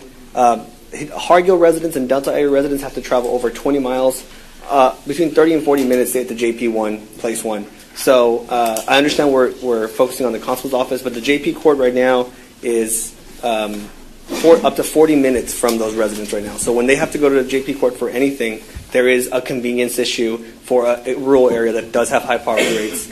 So I just want to bring that up as an area of concern. How long do you think it takes for them to drive from Sullivan City to the commission? I'm not sure, Commissioner. About the same. About the same? Yeah. And in terms of the budgetary impact, the average cost for a Hidalgo County Constable's office and a JP's office combined is $1.7 million. This would be at between $600,000 and $658,000. So for both. For both. So it would be a $1.1 million Is savings. that taking away their the constables that went to different precincts before? It would have some reassignments, yes, some offset reassignments. But one of them is only 2 positions, right? Yes, exactly. One of them is only 2 and the other one's 1. And yes. So they're going to be losing their positions. All right. The last exhibits that I have are resolutions in support of reinstatement of these offices. From the city of Ed Couch, which unanimously voted to reinstate, and the city of Elsa, which also did the same. And I was expecting one from the city of La Villa, but we were unable to get that in time. And those are all the exhibits. Commissioners, is there anyone that wants to make any other statement before we call the matter for a vote? Well, the obvious, Judge, I'm looking at the last metrics on Exhibit 4. And the only obvious that I know is that population is going to continue to increase. So it's not a question of if, it's a question of when. And as you follow the other counties that follow Hidalgo County, there's increases, and that's because our population is much greater, as well as the square miles. I mean, we have more square miles than any other comparisons of the other counties. But as I said before and earlier, it's not a question. For me, I know I wholeheartedly endorse, services at closer to people. The Delta area has been an area no different than the northern part of Precinct 3. In regards to timing, going back to this issue pertaining to it being on the ballot and all this other stuff, is this time sensitive that we can't offer more objectivity to this decision and workshops to discuss it with the existing precinct constable as well as the sheriff's office? And when we're talking about safety and service, looking at potential geographical precinct lines of what may happen in 2020. I mean, there's a lot to this decision, and I don't know if I'm ready today. So I just want to ask that question: what is the timetable for this to happen? Are we pressed against a timetable? Who would you want to hear from? I would like to talk to the sheriff's office. I'd like to talk to the sheriff's office as well as the existing constable, and not to take that. I'm certain that Commissioner Fuentes has done his due diligence. I think for the court, when we're talking in whole regarding whether it's illegal dumping, safety, and all of that, I think we all have to talk and understand the problem that we have before us to offer not just solutions to the Delta area, but solutions throughout the entire county. And so the if is, in time, we are going to have to cross this bridge inevitably. We are going to, as population continues and demographics change, and you see the infrastructure being built to the Delta area, and population is going to continue to grow. We're going to be facing this issue down the road. I'm certain, as most other communities have in the past. But is today the day? I mean, are we ready to make that decision? I know from my standpoint, I feel like I'm ready to act on it, but at the same time, I was hoping to hear from Constable Precinct 1, who is charged with the responsibility of providing law enforcement, patrolling, etc. in this particular area. I would like to hear from him as to what he believes is needed out there. I don't know. I know that Commissioner Fuentes had an opportunity to visit with him, but none of the rest of us as members of the court have had that opportunity. Constable Avila sent a message. He's with his father. He's got cancer. He's very poor. I'm sorry, he what? Constable Avila is with his father. He's got cancer. He's in very, very poor health right now. I can appreciate where you're coming from, Joseph. I would just say that if we're going to have a follow-up meeting with the sheriff, I would say we need to include the elections department in that conversation, because they're going to have a lot of, and budget, because I think the two deadlines that you're going to be having to, that we're going to have to deal with are, one, making sure that if it's part of the next year that we have to budget it appropriately, and then secondly, I'm sure elections has some real critical time deadlines that they have to meet if we choose to move forward. Just to keep in mind, this is a decision that'll stay with us for eternity, and so I'm not necessarily in a hurry for the next election, because if the court was to move forward with this, I mean, we're basically going to keep this for an eternity, and to add that expense, we got to think of it, for the next 10, 20 years and how much more expensive it is. I appreciate the concerns of the community. I read the letters and obviously heard from the mayors from that area. I'd rather address their concerns best as possible, than just creating something that may not necessarily address them. I'd hate for the community to come back and say, you gave us constables when you could have given the sheriff's officers, and so that's my biggest concern. This has just been, I got this at the start of the meeting, and I've been asking for information, and I've been wanting to understand the concerns and how we address the concerns of the community. I think that this thing is moving just a little too fast. Well, I'm Commissioner Fuentes. I'm not sure if you feel like we're ready to act on it, but it appears that the way Commissioner Palacios is phrasing his argument is that he would like to hear from the sheriff and I would like to hear from Constable Precinct 1. For one, I think I've heard enough from the sheriff, but I think it's important that we hear from Constable Precinct 1, and I'd like to propose that we table it until our next meeting, or until Constable Precinct 1 has an opportunity to come in and address us. I would be willing to make the motion, but I respect the decision and the direction of the court that they want to take due diligence as a county and as a body corporate. So I'll respect that tabling, but all I ask is consideration that this be brought within a timely fashion for us to be able to answer, one, the constituents, but two, give the elections department and budget the appropriate time they need in order to get this done if we make a decision in the affirmative. Absolutely, Commissioner. But Judge, can I ask your office to reach out to the constable and JP in Precinct 1 and ask them various questions to pull some information? And if I'm going to ask the constable to come and make himself come, so that we can all ask him any question that. I just like having, if I could, I'd like to have information ahead of time so that we can have a better meeting and be able to address this. Well, in that regard, they worked on this matter during the weekend. They didn't get through with it until sometime this morning. No, and I appreciate that. At least y'all did this for us. Well, then I can reach out directly then. No. We're going to get him to come in and make a presentation, and I'll go ahead and I'll put it on the agenda for our next meeting. And at that time, we'll hear from the Constable Precinct 1, and then we'll act on it. But why is it so hard for Commissioner Ganturo to talk to him before a meeting? Yeah, it's a $600,000 decision. I'd rather have information ahead of time so that we can make an informed decision, as opposed to just having him present and give his opinion. And I don't know what his opinion is. It may be created, not created, but the $600,000 is the JPN constable. So I mean, you're right talking about now, the constables. I'm talking about both of them to understand. No, this is $600,000. We take away those 3 constables, but then you got to replace those 3 constables. It's going to be close to $1 million, right?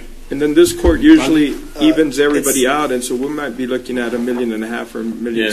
It's actually the cost per deputy is $68,782 per deputy, including benefits. How much? $68,782. That's including salary and benefits.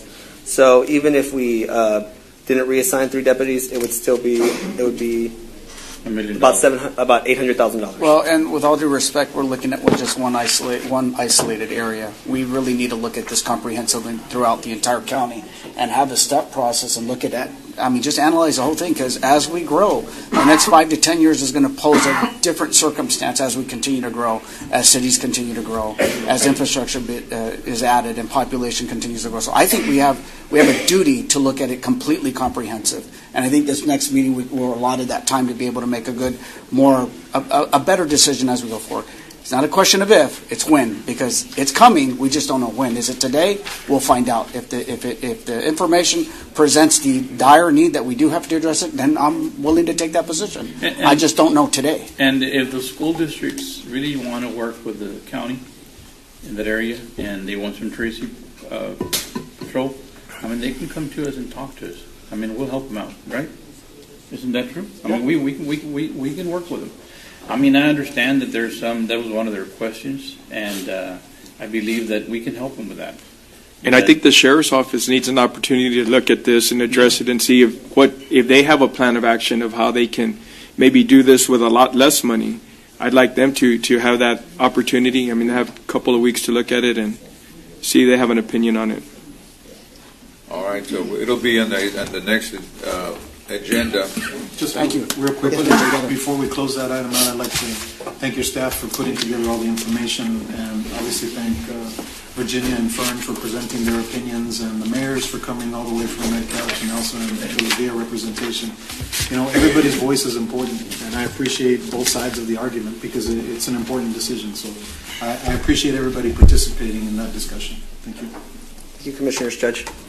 Judge, Commissioners, just for the record, it's a no action and not a table. Correct. Okay.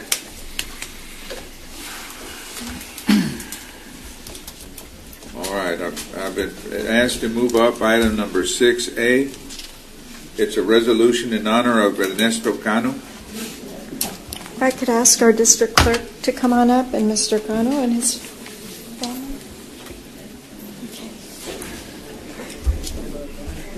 Julia Sullivan, Judge's Office, Public Affairs. Item 6A is a resolution in honor of Hidalgo County District Clerk's employee Ernesto Cano for 32 years of service. Whereas Mr. Ernesto Neto Cano is being honored for his exceptional work and dedication to the Hidalgo County District Clerk's Office after serving with distinction and integrity for 32 years. And whereas a resident of the city of Edinburgh, he was born to Mr. Pedro and Elvia Cano,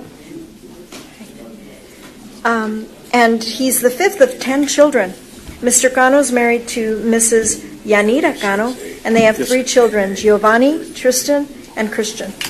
And whereas a graduate of Edinburgh High School, Mr. Cano began his career soon thereafter as a new filings clerk in the Hidalgo County District Clerk's Office under the Pauline Gonzalez administration.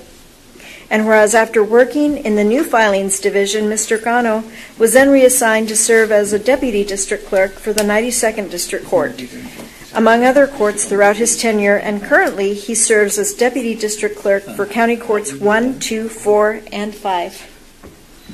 And whereas as a deputy district clerk, Mr. Cano has strived to provide the courts and the public with exemplary public service and was dedicated in his responsibilities while maintaining a high standard of professionalism, establishing good working relationships with the public, other county employees, officials, supervisors, and his fellow co-workers.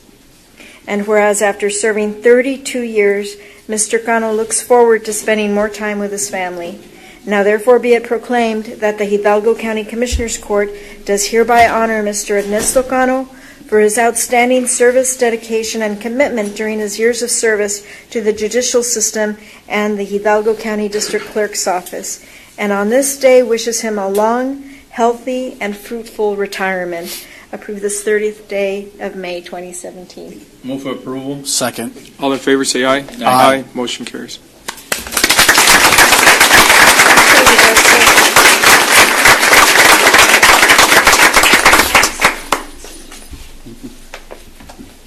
Good morning. I don't want to take the shine off of Neto's accomplishments here, but I truly want to thank him. As Julia mentioned, he started during Pauline Gonzalez's administration. He then went to another district clerk and is now in my administration for the last 10 years. So his wife is here, and I'd like to give Neto just a couple of minutes to thank you guys for everything that you've done for the district clerk's office over the last 32 years. I just want to thank you for, running our county and everything. Thank you. So thank y'all. We know you have huge decisions to make, like the one that you were just discussing, and so this is just a little aside. And you look too young to retire. That's what I was saying. You don't look nothing like the ones from my precinct. Where's the white hair? Congratulations and enjoy your retirement. Thank you, Commissioner.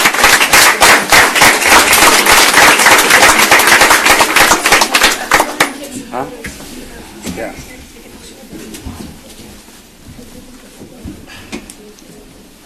Ivana will direct you.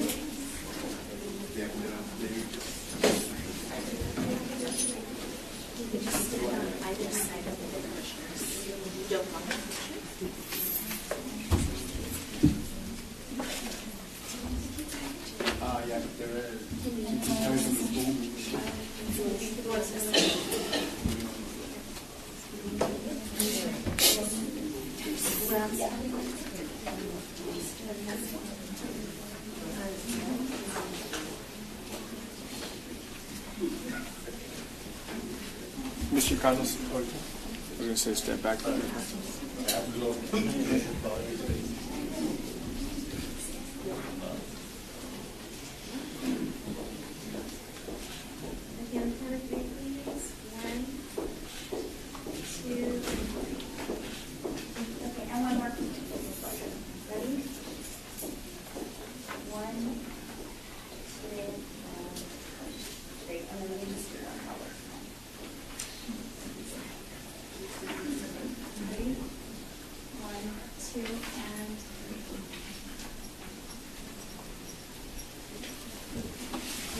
President, if I may, these four individuals here, this individual here, all worked during Jose Gonzalez's administration too.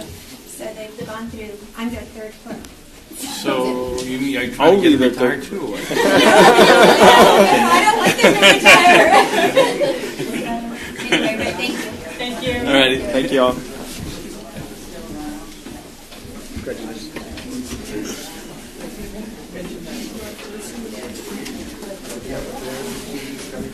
He does look pretty young for his guy. Okay, you want to come out here and we can take some more pictures? He's like 50 years old. Yeah, he's probably started at 18. At this time, we're going to take item 10A out of order. 10A.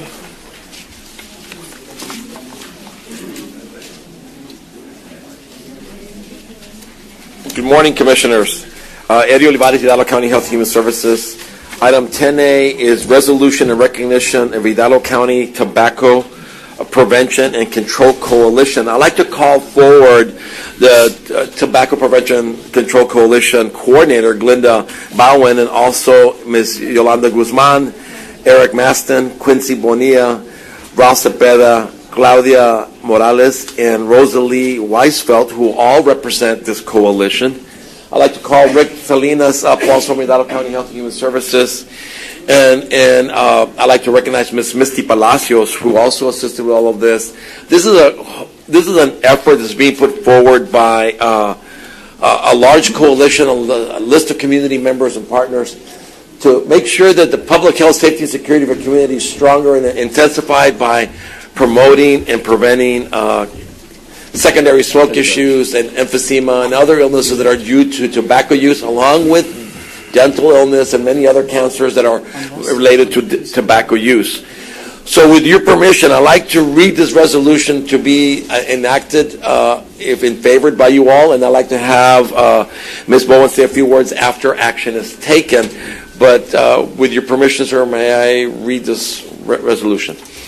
The resolution in recognition of Hidalgo County Tobacco Prevention and Control Coalition, whereas the Hidalgo County Tobacco Prevention and Control Coalition was established in February 2014 to prevent tobacco use among adolescents, increase tobacco cessation, elimination exposure to secondhand smoke.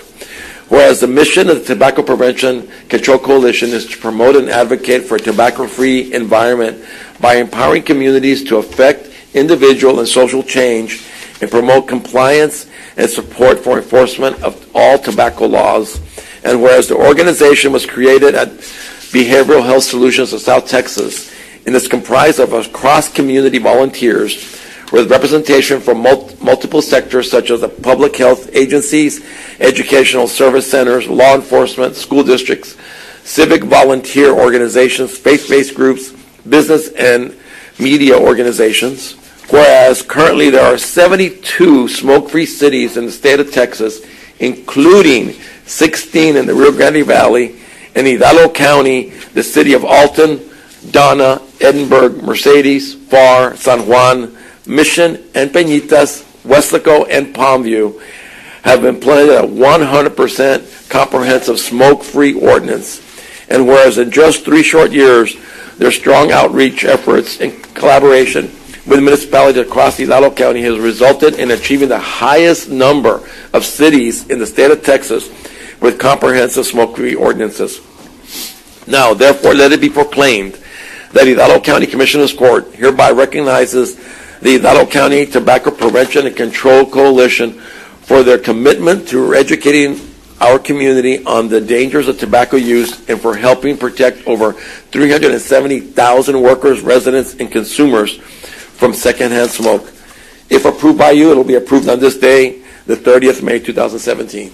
Move for approval. Second. All in favor, say aye. Aye. Motion carries. Thank you very much. Ms. Bowen? Thank you. Good morning. Good morning, Commissioners. My name is Gilda Bowen, and on behalf of the Tobacco Prevention and Control Coalition staff, over 100 community coalition volunteer members, including agencies.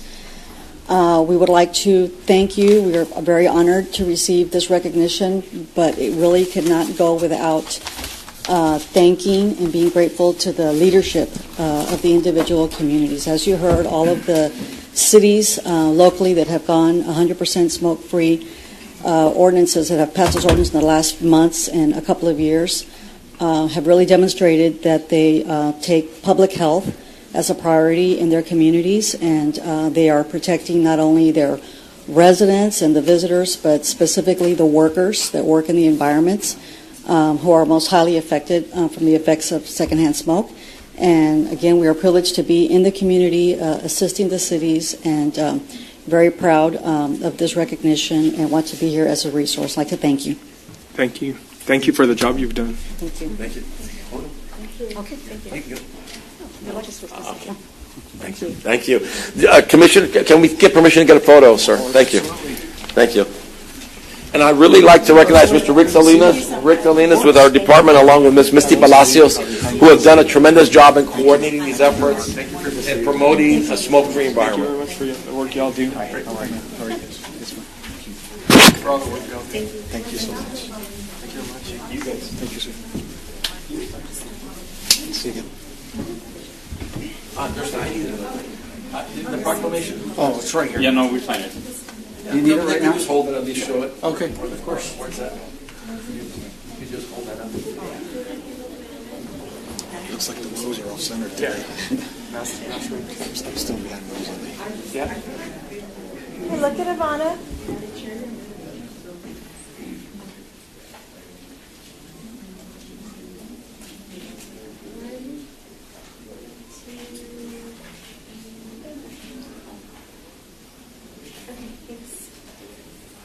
One, two.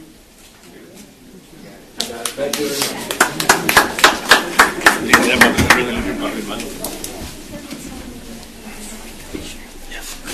Dale para acá, mitad. Hey, okay.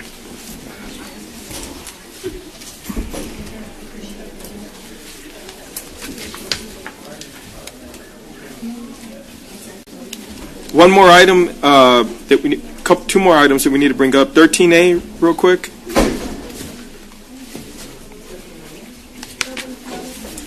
Urban County.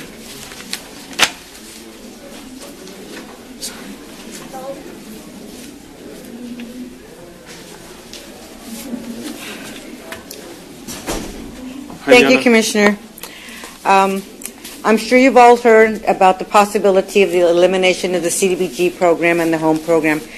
And I would like to have you take this time, though, to proclaim and declare that the month of June 2017 is Home Ownership Month. And I'd like to read the proclamation, if I may. Whereas home ownership enhances lives and contributes to thriving communities throughout Hidalgo County, the state of Texas, and the United States of America. And whereas raising awareness about the importance of home ownership will assist more Americans in realizing the benefits of owning their own home. Whereas June has been proclaimed as National Home Ownership Month, reinforcing the long-held belief that owning a home remains one of the cornerstones of the American dream. Whereas the U.S. Department of Housing and Urban Development continues to enforce the Fair Housing Act to ensure that every American retains the fundamental right to choose where he or she lives, raises a family, or owns a home. Now, therefore, be it resolved that the Hidalgo County Commissioners Court does hereby proclaim the month of June 2017 as Home Ownership Month, and urges all citizens to join us in recognizing that home ownership plays an important role in our community. Approved this 30th day of May 2017. Move for approval. Second. Thank you. Those in favor say aye. Aye. Aye. Motion carries. Thank you. May I proceed with my one item that I do have on the regular agenda? One item. Go ahead.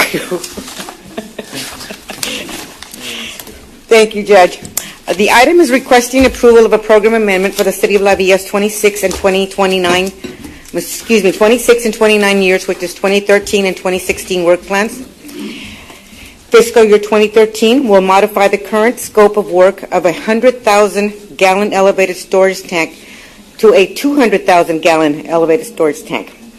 Fiscal year 2016 will delete the current scope of work and will add the construction of a 200,000-gallon elevated storage tank. The city has decided that instead of doing the proposed project in 2016, they'd like to combine the money from 2 years to create that 200,000-gallon elevator storage tank. Move for approval. Second. Those in favor, say aye. Aye. Aye, motion carries. And Thank you so much, thank Judge you and your Commissioners. staff for helping with that. Really appreciate Thank you, it. thank you. 30 seconds, Judge. All right, at this time, we're going to be moving up item 8A through D.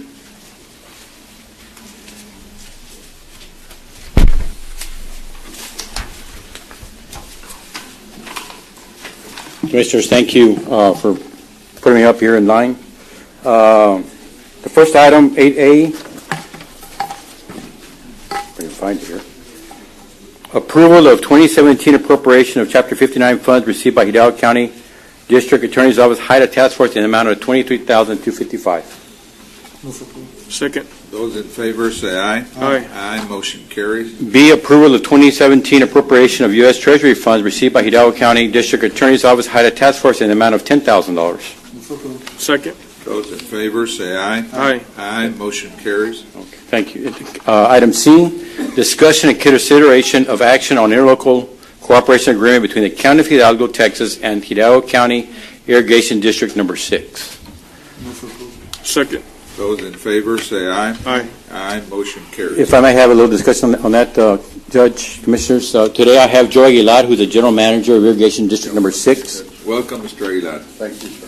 They have come to us in a partnership and providing $50,000 for the next 3 years, each year $50,000 for the hiring of a deputy constable to assist them with illegal dumping along their canal banks, which there's a lot of that going on, and any surrounding areas around their district. It's a huge problem in northern west side of our county. We're not going to say no funding. Any funding we can get to assist the county, we're going to take it, just like we do with the other items that I have on the agenda. But I'll let them say a few words. Thank you all for allowing us to do that in advance, and we are hopefully want the partnership with you all. We have a big problem, as you all are aware of, trash dumping. I mean, just yesterday we had a pursuit above one of our canals. They knocked down about 4 gates that we've got, so it has become a big problem. And thank you all for allowing us to partner up with y'all. We are called Hidalgo County Irrigation District, even though we are a governmental entity, not part of the county, but we're still needing y'all's help as much as possible. Thank you for trying to find a welcome. solution to this problem. Move for approval. Second. Those in favor, say aye. Aye. Aye, motion carries.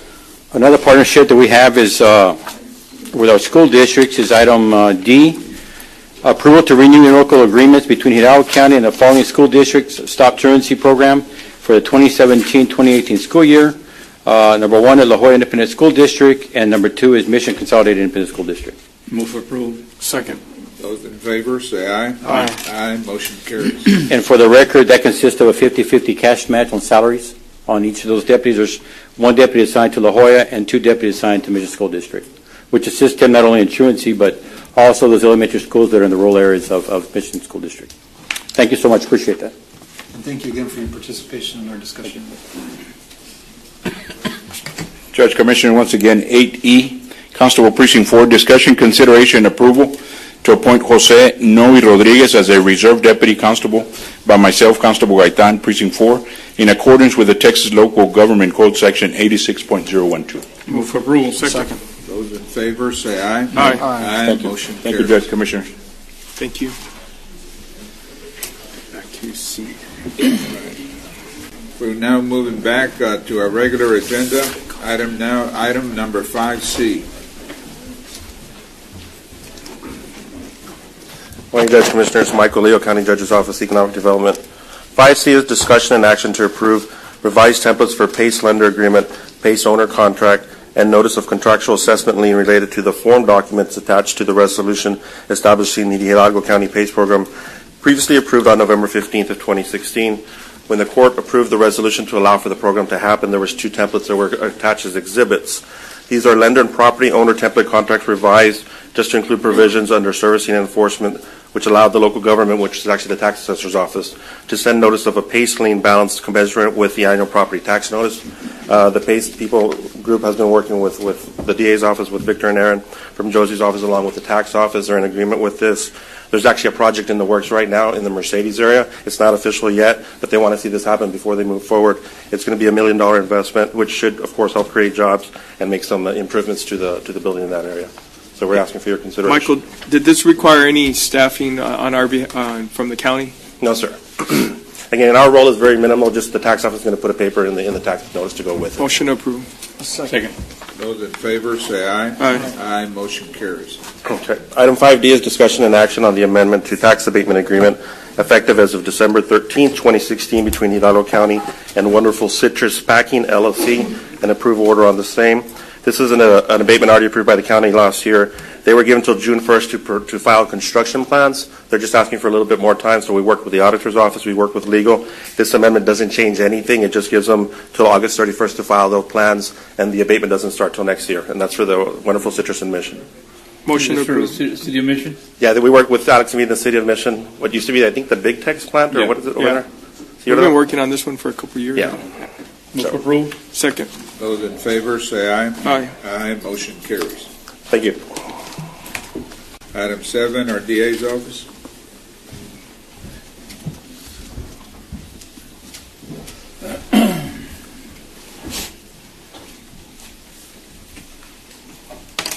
Good morning, Judge, Commissioners. Morning. Morning. 7A, Victims Assistance Program. Letter A, approval to submit a Victims Assistance Program grant number 2924301, budget adjustment to the Office of the Governor. Move for approval. Second. Those in favor say aye. Aye. Aye. Motion carries. 7B, DA Vehicle Theft Fund 1221, approval of the 2017 appropriation of funds in the amount of $31.92. Move for approval. Second. Those in favor say aye. Aye. Aye. Motion carries. Thank you.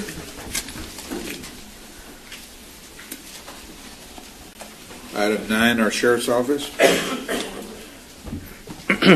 Good morning, Joel Rivera, Division Chief with the Hidalgo County Sheriff's Office. Item 9A, 1, approval of fiscal year 2017 operation agreement investigation number SW-TXS-1059 between Organized Crime Drug Enforcement Task Force, OSADEF, and the Hidalgo County Sheriff's Office in the amount of $8,000. Move for approval. Second. Those in favor say aye. Aye. Aye. Motion carries. 2, authorization and pay overtime reimbursement under the grant terms and conditions. Move for approval. Second. Those in favor say aye. Aye. Aye. Motion carries. 3, approval of certification of revenues as certified by the county auditor for the OSADEF agreement. Move for approval. Second. Those in favor say aye. Aye. Aye. Motion carries. 4, approval of appropriation of funds in the amount of $8,000. Move for approval. Second.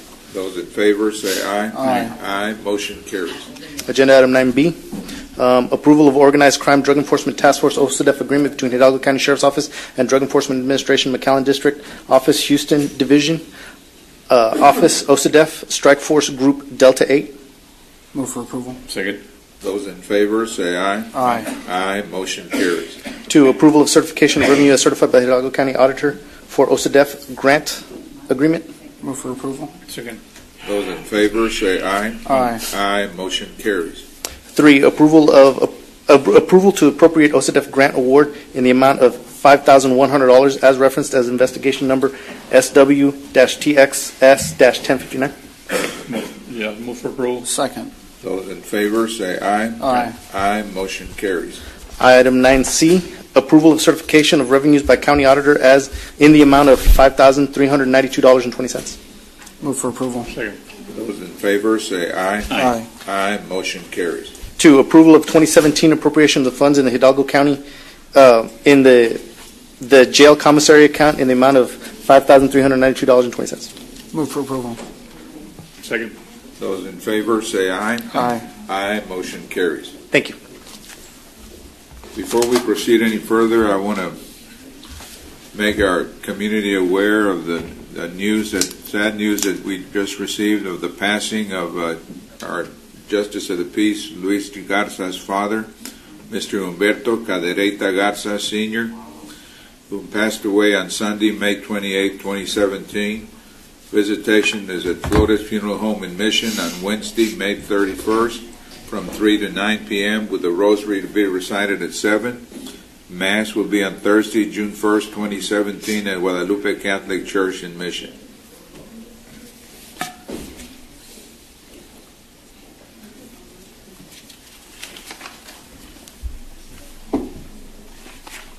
Under our Health Department,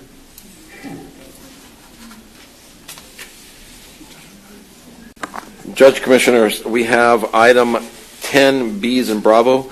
Presentation of Walk Across Texas Champion Challenge number 13. We got some interesting winners here. I'm going to call Rick Salinas up from our Human Services Division, and he could identify the winners. Good morning, County Judge, Commissioners. I'd like to bring up the winners of the Walk Across Texas Challenge number 13. It was the Executive Office from the Nuisance Abatement Division. We had a real nail-biter this time. They had 3,359 miles with 20 walked, and the second place had 3,355, so they won by 4 miles. We want to thank you for backing us up on everything we do with Hidalgo Fit and the Wellness Program. So great job to the Twisted Blisters. That was their name. And Mr. Trevino. Hi, good morning. We just wanted to quickly thank the Hidalgo Fit Wellness Program for implementing this program, and we were just happy to be a part of it. Thank you.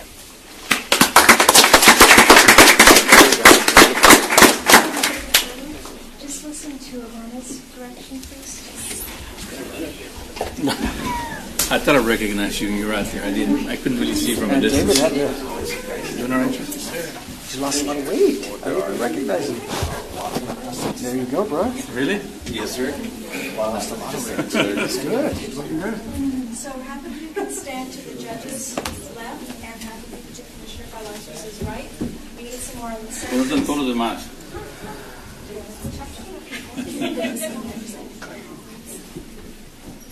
Very good. And then just keep an eye on Ivana.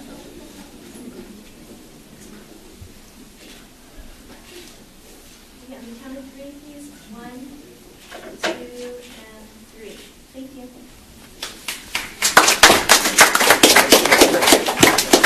Congratulations, everyone. Job well done.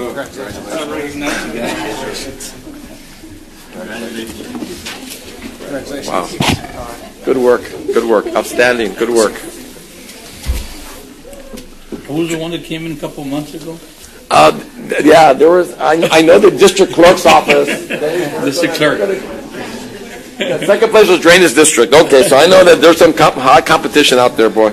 Judge, with your permission, sir, I'd like to move to item 10C. All right, sir. This is for the Homeland Security Grant Program. Is requesting approval to submit extension request for grant contract number 3114901 from the Office of Governor to end August 31st, 2017. The purpose of the extension is to reallocate available funds and allow additional time for procurement. We actually saved some money on one item we procured, and there was still some money left in the grant, and instead of rolling the money back over, we're going to see if we could make another expenditure and buy some more equipment. Move for approval. Second. Those in favor say aye. Aye. Aye. Motion carried. Item D is in David, sir, is requesting approval of the interlocal cooperative or cooperation agreement between the University of Texas Rio Grande Valley and the County of Hidalgo. The purpose of the agreement is surveillance and screening of mosquito-borne disease in the lower Rio Grande Valley. Move for approval. Second. Those in favor say aye. Aye. Aye. Motion carried. And we have some temporary employees that start tomorrow that will be actually helping with this program, sir.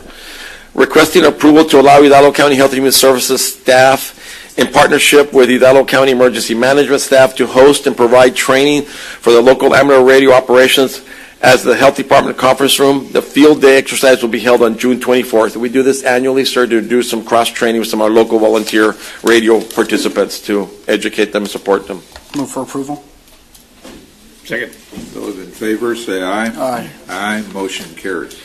Item F, sir, discussion, consideration, and update on Zika activities in Hidalgo County and encouragement of having a licensed vector control staff. Sir, as of last week, I got in contact with each of the precincts, and we got through procurement, so there's some Zika funding. We got some additional funding to buy some additional fumigators. We're going to assign one to each of the. Precinct 1 already has 2 of them, but Precinct 4, 3, and 2 do not have any, so we're going to assign some to them. We spoke to each of the commissioners and encouraged to get some of their staff licensed through the U.S. Department of Agriculture to assist with that. They all participated, and they will be willing to take part in that. The only thing we asked them, sir, is that they have a pickup truck that they could be mounted on. They gave us money for the pump, but not money for the truck. So that's the only thing we asked for.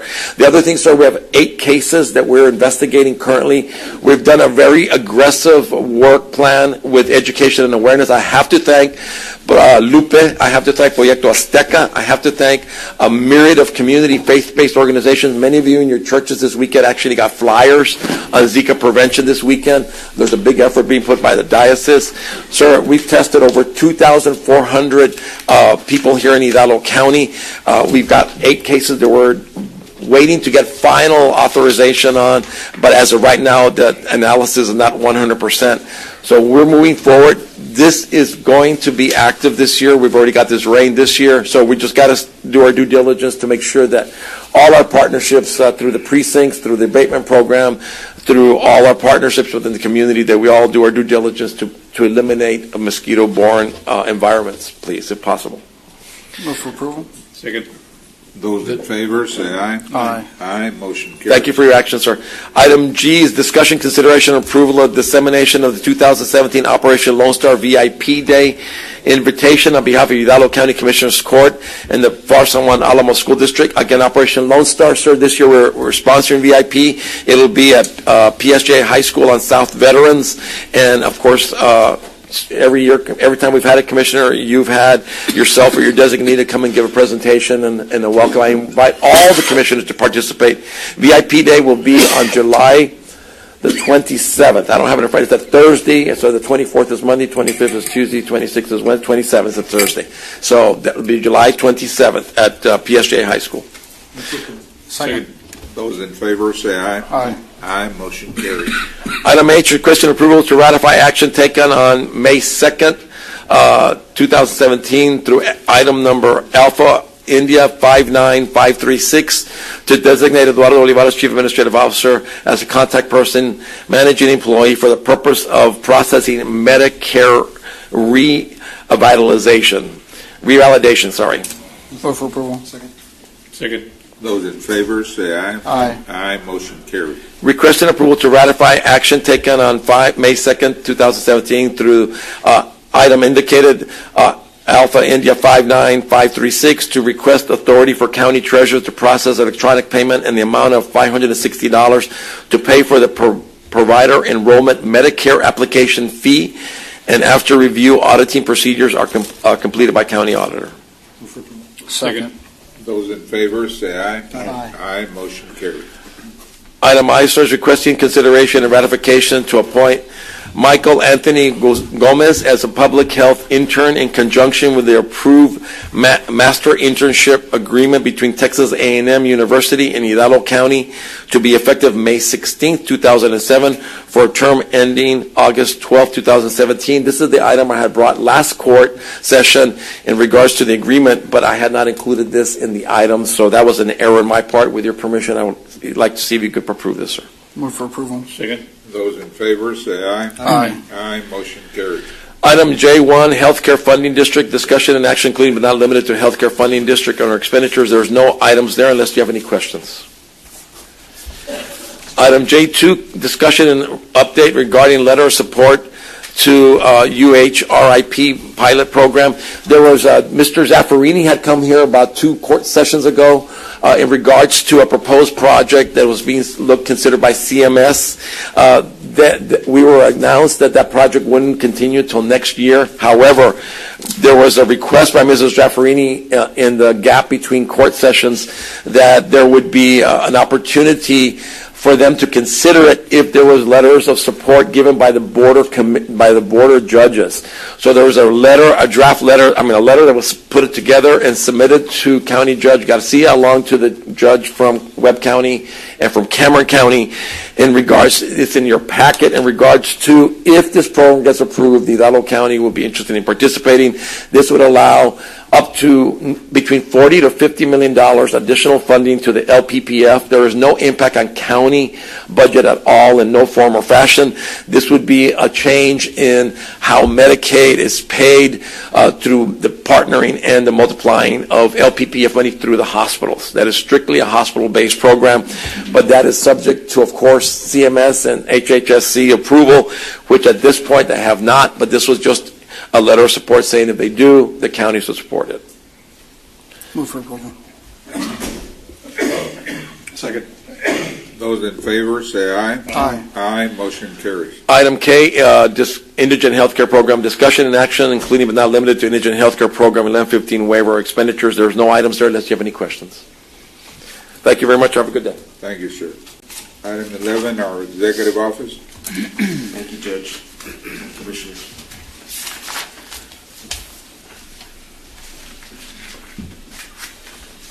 Item 11A, 1 and 2, there's nothing to report this week. Item B, we're asking consideration and approval for Environmental Compliance Coordinator to submit a letter to TCEQ withdrawing application for permit for wastewater treatment plant at Delta Lake Park in Precinct 1. Move for approval. Second. Those in favor, say aye. Aye. Aye. Motion carries. 11C is I'm asking the board to accept a settlement check from Greg Lloyd Insurance Agency in the amount of $2,409.26, and this will settle a property damage claim with our county security defense. Motion approved. Second. Those in favor, say aye. Aye. Aye. Motion carries. Item D, I'm asking the court to accept a settlement check from Geico County Mutual Insurance Company in the amount of $426.01. This will settle an auto accident claim with one of our county vehicles. Second. Those in favor, say aye. Aye. Aye. Motion carries. Thank you, Judge, Commissioner. Item 12, our human resources. Good morning, Judge, Commissioners. Raul Zuluaga representing Human Resources. Item 12A, Commissioners, is for the WIC Department for the Food Summer Program. It's discussion, consideration, approval to create the following part-time temporary positions not to exceed 9 weeks, effective June 19. The WIC Department is asking to create slots number T009 and T010 at $12 an hour. This is to provide personnel for the summer food program in Stark County. Move for approval 12A, 1 and 2. Those in favor, say aye. Aye. Aye. Motion carries. Item B for the Sheriff's Office. First, we're asking a waiver of the budget amendment policy for personnel-related amendments. Move for approval. Second. Those in favor, say aye. Aye. Aye. Motion carries. And item 2 is approval of the following personnel action in accordance with section 9.14 of the Civil Service Commission rules effective 5/22/17. The action is a reclassification of slot number 143502. Employee number 143502, slot 114, from Senior Deputy Sheriff Step 2 at a salary of $51,068 to Sergeant Step 2 at a salary of $61,290. This is a decision that was rendered by the Civil Service Commission. Second. Those in favor, say aye. Aye. Aye. Motion carries. C, also for the Sheriff's Office, again asking a waiver of the budget amendment policy for related amendments. Move for approval. Second. Those in favor, say aye. Aye. Aye. Motion carries. And we're asking discussion, consideration, approval of the following personnel actions effective next full pay period. This is to add clothing allowance to slots number 0154, 0178, and 0218, all Sheriff Deputy Step 1 in the amount of $500 each. Approval. Second. Those in favor, say aye. Aye. Aye. Motion carries. Item D for Precinct 3, road maintenance, is approval to create one full-time temporary position not to exceed 6 months, effective June 26, 2017 through December 24, 2017 as follows. Temporary slot 108, Administrative Assistant 4, at a salary of $19,685 per year for the 6-month period. Move for approval. Second. Those in favor, say aye. Aye. Aye. Motion carries. And item 2 on that item is on the second page. It's approval of the intra-departmental transfer. Move for approval. Second. Those in favor, say aye. Aye. Aye. Motion carries. That's all I have. Thank you, Judge, Commissioners. Item 14, our fire marshal.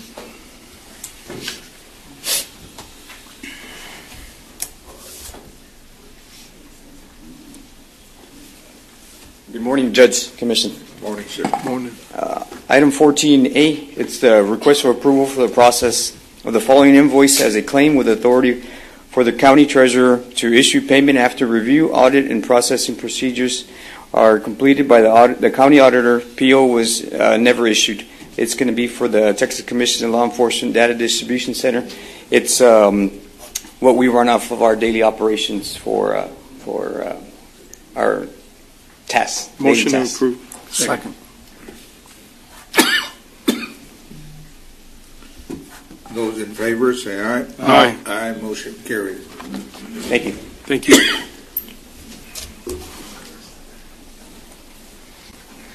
Item 15, our IT department.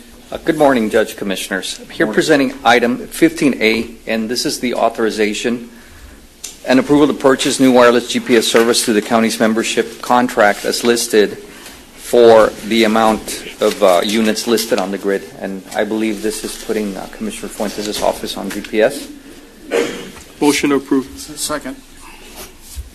Those in favor, say aye. Aye. Aye, motion carries. Thank you. Thank you.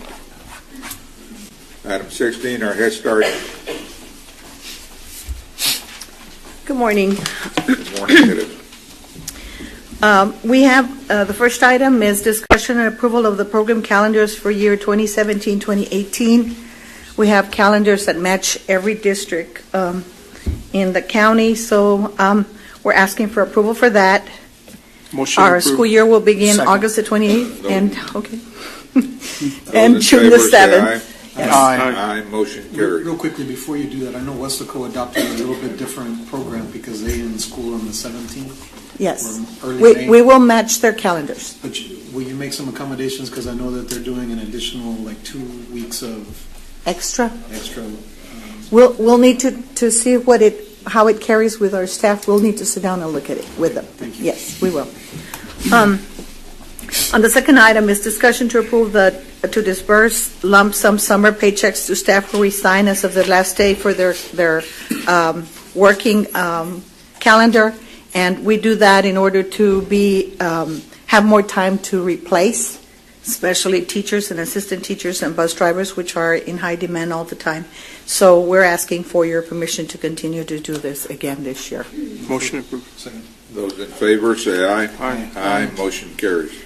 The next are the program plans. This is part of the requirement of our Head Start standards, and we have child nutrition, education services, family services, and it goes on with health services, human resources, mental health, special services, transition, and transportation. All of the plans must have goals and objectives that match the standards, and then the strategies to be able to meet those goals and objectives, they go through an advisory committee at each one of those areas. It is part of the official process of carrying on the goals and objectives of the program, so we recommend approval. Move for approval. Second. Those in favor, say aye. Aye. Aye, motion carries. The next one is discussion approval of the community needs assessment. We do one every 3 years this time around because our funding is every 5 years. It's a comprehensive one. And there's an executive summary. I just want to highlight a few points. There are 14,831 eligible children for Head Start. We only serve 3,690, so we have more need than what we serve. There's 223 homeless children in the county or families. 21 are served by Head Start. Special needs, the Texas Education Agency identifies 1,426 children 3 and 5 years of age. We serve 480. There are some concerns from the parents.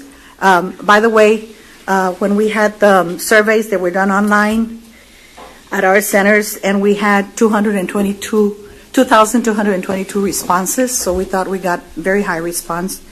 The parent concerns: unemployment, crime, lack of insurance, and teenage pregnancies. Services to families, they want help in asset building, health, education, ESL, parenting, education. 64% of more than half of our parents work. One parent family, 64.7%. Both parents working, 11.9%. And then single parent, 56.8% of our parents, which are 3,690 families. Served by Head Start and TMC and Workforce Solutions, 7,400. Some strengths: our population is young, there's a growing economy, there's a low cost of living, entrepreneurship spirit is there, hospital and health care is good, community-based organizations are great. We have 98% of our parents who are very satisfied or satisfied with our services. There are no recommendations. They want, of course, to continue the center-based services that we have, the recruitment areas that we have, the locations of the centers, and the criteria for identifying the children. I thought that there's a very good detail behind each one of those statistics, and it is conducted in conjunction with the university, UTRGV, so your study is included in the items that you have there. The next item, and it does require, approval. Move for approval. Second. Those in favor say aye. Aye. Aye, motion carries. The next one is discussion approval to enter into a memorandum of understanding MOU between Hidalgo Independent School District and the Head Start program. This is the same readiness model that we have throughout the other Move for districts. approval. Those in favor say aye. Aye. Aye, motion carries.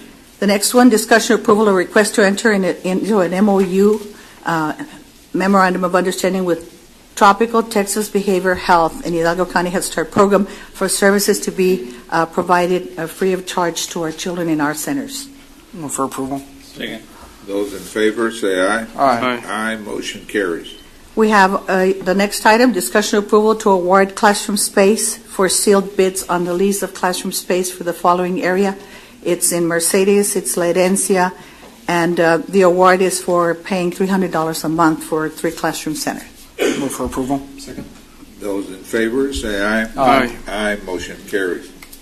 Letter H, discussion approval to declare obsolete the attached list of items and transfer items to the county surplus department for proper disposition. Recommend approval. Move for approval. Second. Those in favor say aye. Aye. Aye, motion carries.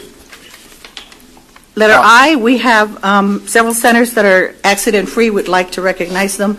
Alamo Head Start, La Estancia Head Start, McAllen 6, Head Start Monte Alto, Head Start Hidalgo Head Start, Las Milpas 1, Head Start Mission 1, Head Start Palacios, Head Start Weslaco 3, Head Start La Herencia, Head Start McAllen 4, Head Start Mission 4, Head Start San Carlos, and Weslaco 1, and we applaud staff for being accident-free. And that does not require approval. We just wanted to bring those names to you because we're very proud of that. The next item is discussion approval for the summer schedule. What you have there is what we bring to our staff every summer, the central office staff that works during the summer. And so we are working 10-hour days beginning in June, the second week in June, and through the last week in July. And so we'll be shutting down on Fridays. And so we bring this to for approval. Again, we've had that several years. Thank you all very much. We appreciate all that you do for our kids. And we're coming to the end of the school year this week, and we certainly appreciate the time that you take to Those in consider. favor say aye. Aye. Aye, motion carries. Thank you. Thank you. Item 17, our WIC program. Good morning, Judge and Commissioners. Clarissa Ramirez, Hidalgo County WIC program. Here to present on item 17A, requesting approval to submit credit application to create a sub-account for the WIC department with bogus Ford Lincoln in order to fix our 2009 Ford E350 diesel cargo van and authorize Valde Guerra, County Executive Officer, to sign credit application. Move for approval. Second. Those in favor say aye. Aye. Aye, motion carries. Thank you. Item 18, Precinct 2. Good morning, Judge Commissioners. Item number 18A, requesting approval of interlocal cooperation agreement between the County of Hidalgo and the City of FAR concerning the use of the Precinct 2 Las Milpas Park Pool by the City of FAR to provide swimming lessons to the citizens. At this time, if we could get approval subject to legal review. Is that fine, Steve? Subject to legal review and, excuse me, and some revision of the interlocal agreement. Move for approval. Second.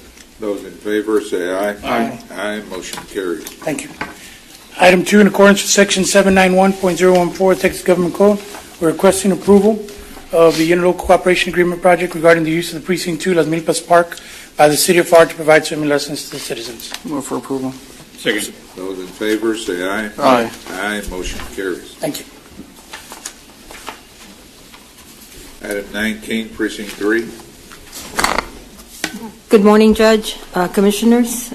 Item 19A, approval of certification of revenues as certified by County Auditor for revenues received from the City of Palmview for the road improvement to Veterans Boulevard. Move for approval. Second. Those in favor, say aye. Aye. Aye, motion carries. Approval of the 2017 appropriation of funds into Precinct 3 Veterans Boulevard in the amount of $660,900. Move for approval. Second. Those in favor, say aye. Aye. Aye, motion carries. Thank you. Precinct 4. Good morning, Judge, Commissioners. For item 20A, discussion, consideration, and approval for Hidalgo County Precinct 4 to appoint Carlos Cruz Leal, student at the University of Texas Rio Grande Valley, and Daniel Diaz at the University of Texas at Austin as interns under Hidalgo County Precinct 4 for the period of June 5, 2017 to August 11, 2017. Second. Those in favor, say aye. Aye. Aye, motion carries. And item 20A2, authorization for Hidalgo County Judge to sign affiliation/training letter for internship. Second. Those in favor, say aye. Aye. Aye, motion carries. Item 20B, requesting approval of claim for the following with authority for the county treasurer to issue payment after reviewing and auditing procedures are completed by county auditor for an amount of $32.93. Second. Those in favor, say aye. Aye. Aye, motion carries. Thank you. Thank you. Item 21, our budget office.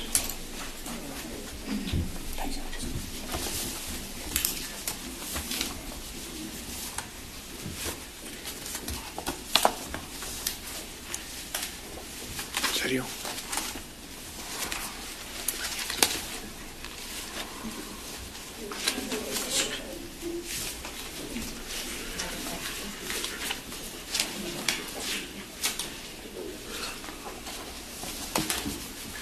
Judge Commissioner Sergio Cruz, Department of Budget and Management.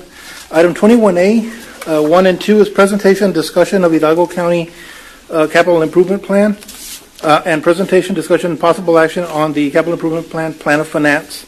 We do have Mr. Noe Hinojosa from Estrada Hinojosa and Mr. Troy Madres from Estrada Hinojosa as well to present the Plan of Finance. And I'll have them come up to the podium already. Just real quickly, Judge Commissioners, on item 1, we did submit CIP request forms to each of the departments to get a comprehensive listing of the capital improvement needs for the county. There was a total of 190 requests that have been submitted, total $320,862,000 worth of capital improvement needs that we have within the county. Right now, as far as on the item A, we don't need a action on that item. I just wanted to present to the court the individual list of all the capital improvement needs. And we do have a plan of finance to issue approximately $31.5 million worth of certificates of obligation to finance some of these projects. And with that, I'll have Mr. Hinojosa present to the court. Thank you, Sergio. Good morning, Judge, members of the court. Yes, sir. Good morning. Commissioner Fuentes, I don't think I've had the privilege of coming before you, so I look forward to working with you, sir. Pretty much, I'm going to go through this booklet that you have there, prepared by Troy in this particular case.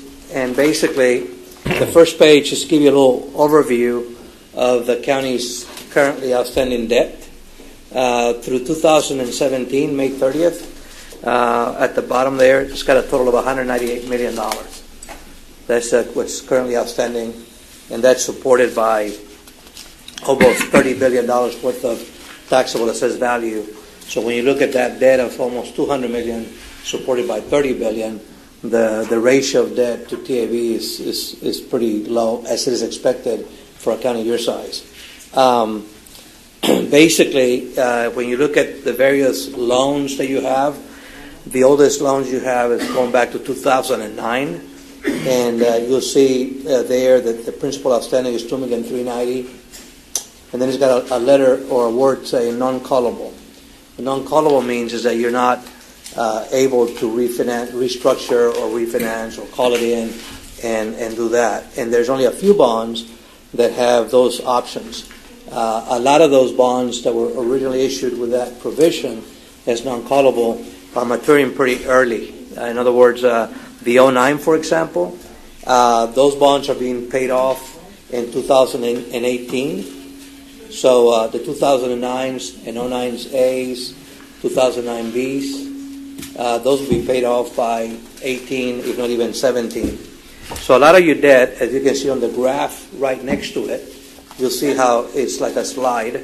So in 2017, you're making payments of about $23.6 million, of which $15 million, $15.3 million is principal, and $8 million is interest.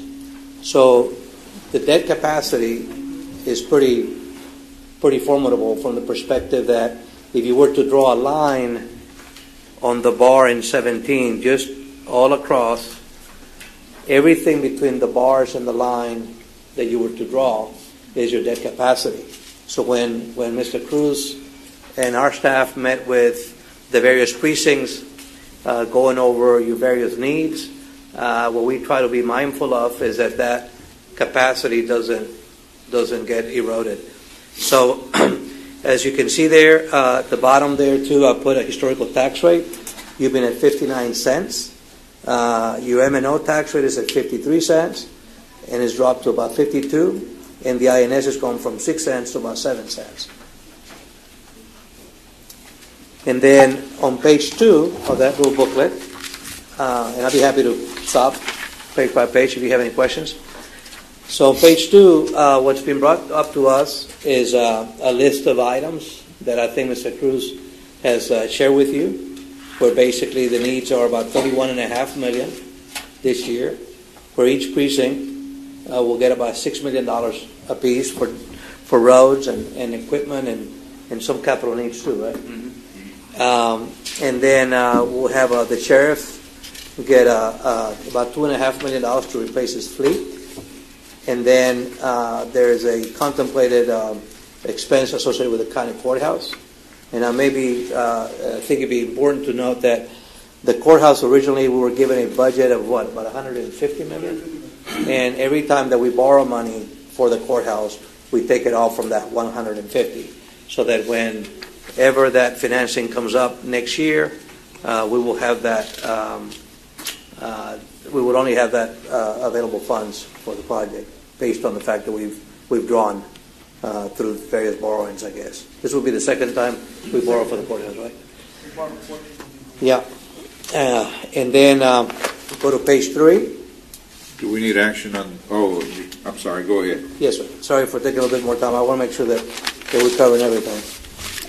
On page 3, it's basically a scenario where if you do nothing, you leave everything the way it is. Your property values is the second column from left to right. And you'll see that in 2017, your property values were about $29.8 billion. For 2018, the projected growth, and this is based on numbers provided by the appraisal district, are about $30.9 billion, a 3.6% increase from last year to this year. Going forward, we project, and is just a projection for purposes of credit and our assessment in regards to impact of how debt is going to apply to tax versus value. Your property values are projected a lower number based on our judgment. And by year 2026, it stays flat, no growth. So as you can see, the growth there is 2% for the next 3 years, then 1.5% for 4, I guess, or another 3, and then 1% twice. So today, on the column 6 from right to left, you'll see your payments this year in 2017 will be $23,171,000. If you do nothing, your payment will be $21 million. And then it goes to $21,600,000, $21,058,000. At $21 million, you stay through 2022. Then it drops to 17, 14 twice, 11 twice.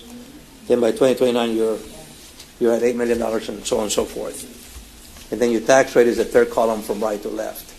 So today you're levying 7 cents, and if you do nothing on that portion of the ledger, your tax rate will go to 6.5 cents. But since you have this list of needs, then we go over to page 4. You care to go through this? Sure. For the record, my name is Troy Madras with Estrada y Hinojosa. We put together the numbers for this analysis, and so the difference between the prior slide and this slide is what you see in yellow. So to borrow about $31.5 million, we'd issue around $27.5 million. And so we've set up this structure such that in 18, you'll see here the debt service is around $1.9 million. We've solved that so that the tax rate wouldn't change. So putting aside anything we might do for the courthouse, we could structure the bond issue to keep the tax rate the same. And that's what we're showing here. Yeah, sure. And I'll go back to Nelly to talk about later stuff. So this financing will basically be adjusted or fit into your current debt payment model. Then on page 5 goes back to the project need in regards to the courthouse and how that courthouse fits into this model. So we've always been mindful of the courthouse project for the last 2-3 years. We've always given you what happens after the courthouse. And if you look at that courthouse, we have it isolated in this little outline on the 5th column or 6th column from left to right.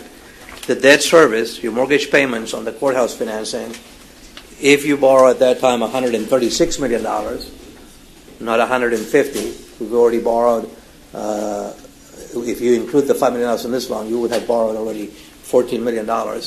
So we contemplated borrowing $136 for this courthouse.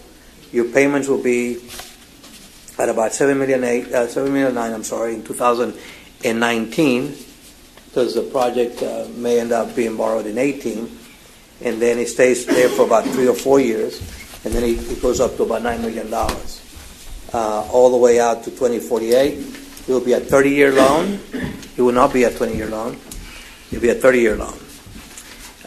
Then there's a column that says other contributions. What are those other contributions? Well, if you remember, we're going to be using court filing fees that were actually raised, various civil fees. Civil court district fees, yeah. Yes, for this particular purpose, and we thought that those revenues were going to be about $1.7 million, $1.6 million. They're coming about $1.25 million right now. The beauty about those fees is that we don't need those fees until we borrow the money. So by the time we end up doing this financing in 2019, we would have already collected about 2.5 years of those fees.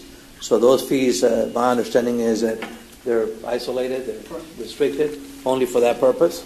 So we contemplate the first payment to be a little higher than the norm, and the city of Edinburgh is expected to contribute about $1.5 million a year for the next for as long as the loan is outstanding. So then the net debt service within that little outline, which is what impacts you on the tax rate, is $3 million or $4 million in 18, and then 4.5, and it grows to about $6.3 million. So that will be the payment of the county. Then we have another 2 columns in yellow that deals with what if the county wanted to have other CIP project needs. So we have, based on the growth, for 18, a loan for about $19 million, and then another loan in 19 for $17 million. At the end of the day, when you go over to the 3rd column from right to left, you'll see the tax rate expected, and it pretty much stays at 7 cents. In 19, when we do the courthouse financing, you'll have to be adjusted by a penny there. It goes from 7 cents to 8 cents. So if you want to see a picture, it's a page 6. You want to elaborate on that? Yes, sure. That's your artwork. He gives me the hard stuff, right? Yeah. So if you recall on the earlier slides, in dark blue, we showed what the existing debt service was. So that's there in dark blue. The gray bars indicate what the future debt service for the 2017 bond issue looks like. The green shows the courthouse debt service, and the yellow is any future bonds that we'd issue. And so if we exclude all the other contributions that the City of Edinburgh is making and for the filing fees, our debt service would actually be that black dotted line. But because we factor those in, we're actually going to be going on the red dotted line, on the red straight line. So net debt service is a little bit less, and these are all the steps that have been taken over the past few years to limit the increase of the courthouse bonds. And so we think it fills in the debt service that the court was identifying earlier, but it does it in a very manageable and prudent fashion. I may want to add to the judge and members of the court that Mr. Guerra was expressing an interest in maybe adding another item. Correct. There's a constituent services building that we have discussed construction of, which would house the departments that provide services to the constituents, such as the fire marshal's office, the planning department, the veteran services office. Given the growth that we've had, we feel that there's a need for more additional office space. So right now, the estimated cost of such a building would run somewhere around $7 million. Again, if we add that to this financing, it would add an additional $500,000 of debt service payments. However, we can split the financing of the building into 2 different years to where we add the architectural services and other professional services for this year as we draw the plans and do make it the needs assessment, finalize that, and then add the construction portion of it next year. So that's one option that we were looking at as far as being able to add that into the uses for this bonds. So you would only add $1 million? Right now, we're looking at possibly only adding $1 million. If the court so wishes, we could add the 7. That way, we have it already, the full funds already for construction. We will be needing them as soon as we have the plans available and as soon as we go out for bids. So the question is to put it in this CO or 2018 Correct. CO? Do we add the construction funds on this CO or do we add them on the next issuance? Where is this going to be built? Existing land or? Commissioner, we're thinking existing land, obviously, but we believe that we can make this all happen there by the property that we own, which is the old DPS building in Commissioner Precinct 4 and the health department. We own the land behind it. As of late, we've been struggling with finding sufficient space. I know the health department right now has a huge issue with respect to the equipment that they've gotten. It's being stored in their warehouse, but it's not conducive to that type of the area is not conducive for storage. We have issues with the planning department, the programs that we've that have been developed and have been growing. The nuisance abatement program, I had to find space for them and ultimately had them placed at the courthouse. It was a temporary issue. Again, the OSSF is lacking in space. Mr. Olivares is off the space that he has. I've kind of encroached over the years, taking space from him just to make other departments work in there. We still have the issue to contend with the Veteran Service Office. We've had this issue for quite some time. We've kicked the can down the road, as well as in regards to the location. It's perfect proximity to the access for all areas, people, all precincts. So, Fire department. I mean, if you're going to go to design and we can afford it doesn't make any sense not to put the construction dollars in it because, I mean, it just doesn't make sense. If we know we're going to build it and design it, we might as well move forward with it. That's just my position. So long as you can handle those items that we've looked at in the last, where we talked about the stuff that we're looking at for budget in terms of housing and jail and all that. Yeah. If it's better to do it next year because you have less of those concerns, because by the time we go out and procure all the things that we procure here through the county, it takes forever. Yeah. And so we may be able to design it this year and then build it next year, but that's up to you, sir. Yeah, we can discuss it with Mr. Guerra as far as the timing of it, and we'll also visit with Noe as far as the timing of the future issuances. Make sure that everything can coincide. Obviously, if we can defer it, I would prefer to defer it. That way, we don't pay interest on the construction dollars right now. Although interest rates are rising as far as what we receive in interest as well, so we could. We'll need to visit with Mr. Hinojosa and his staff to sort of come up with the best scenario and present that to the court. whenever we bring back the order for the issuance. And and I apologize, we'll step back in when we're discussing it. I don't know if Sergio mentioned it, but we were also looking at the Fire Marshal's office, environmental office as well. Fire Marshal's office right now, because, and I knew it was going to be a part-time home as Commissioner was developing his offices north of here.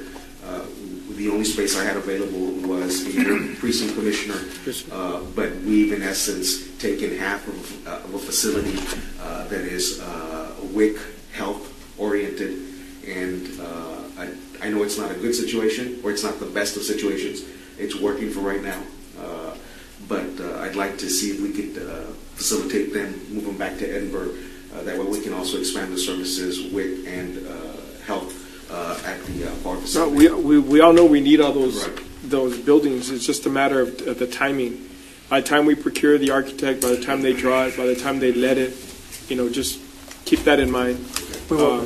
Also, I don't know if elections is on there. I know that there's been concerns with that building, whether we sell that corner because it's hard to redevelop, and move them into this type of office, or just have a plan for elections if we possible. Will.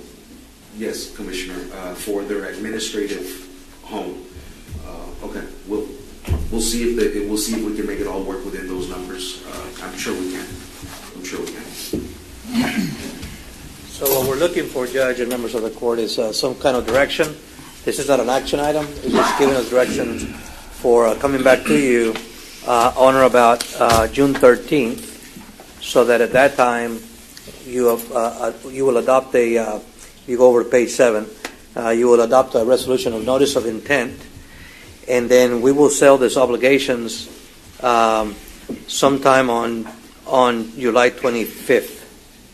So today, we're just bringing this to you for discussion.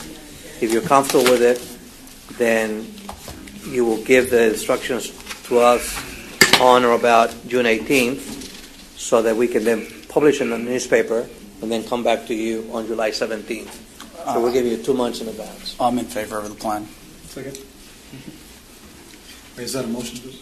Yes, sir. Those in favor, say aye. Aye. Aye. Aye, motion carries. Thank you for your time. Thank you very much. Thank you.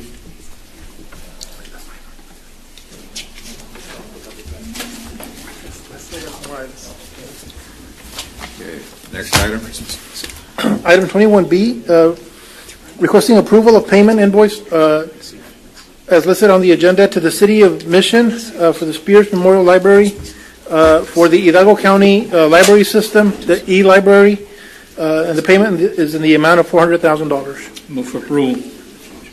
Second. Those in favor, say aye. Aye. Aye, motion carries. Item 21C is approval to submit the fiscal year 2017 Texas Vine Grant reimbursement maintenance invoice in the amount of $6,928.83, and this is for the third quarter, with authority for the judge to sign the required documents. Move for approval. Move second. Those in favor, say aye. Aye. Aye, motion carries. Item 21D1 and 2 is approval of certification of revenues as certified by the county auditor and appropriation of those revenues and expenditures to fund the capital lease expenditures for various departments. And this is cleanup for fiscal year 2016. Move for approval. Second. Those in favor, say aye. Aye. Aye, motion carries. Item 21D13 is approval of various 2016 intra-departmental transfers to fund capital lease expenditures for various departments. And again, this is cleanup for 2016. Move for approval. Second. Those in favor, say aye. Aye. Aye, motion carries. And item 21D2, approval of 2017 appropriation of funds into Precinct 1 road maintenance and the amount of $122,350.92. Second. Those in favor, say aye. Aye. Aye, motion carries. Thank you, Judge Commissioners. Thank you, sir. Item 22, purchasing. Yes. Item 22A, this is requesting that you approve an order which would permit us to establish the public purpose of buying some promotional items that we need. We've been asked more and more to attend seminars informing the public, the residents, vendors of the county, and we need this in order to purchase. Move for approval. Second. Those in favor, say aye. Aye. Aye, motion carries. Does that apply just to the county as a whole, or to the precincts as well?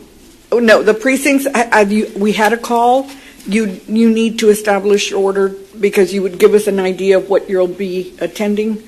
Precinct 2, I can give your staff a sample of how they have groundbreakings. They have, ours is a little more limited, but yes. Okay, thank you. You can.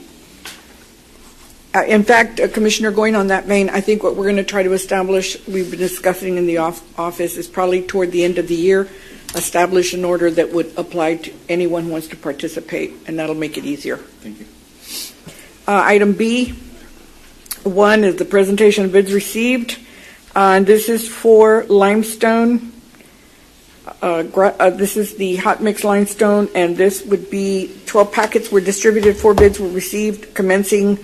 This was on May 30th, which is today of 17. We recommend Frontera Materials, the limestone only. Second. Those in favor, say aye. Aye. Aye, motion carries. Item 2 is acceptance and approval to exercise the county's option to extend the final one-year renewal allowed under the contract as posted under the same rates, terms, and condition with Gulf Data Products for the provision of general printing services and related supplies. Move for approval. Second.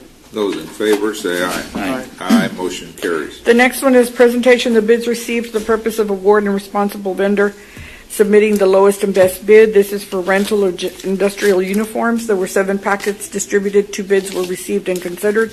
UniFirst Holding is our recommendation, effective June 29th, 2017. Move for approval.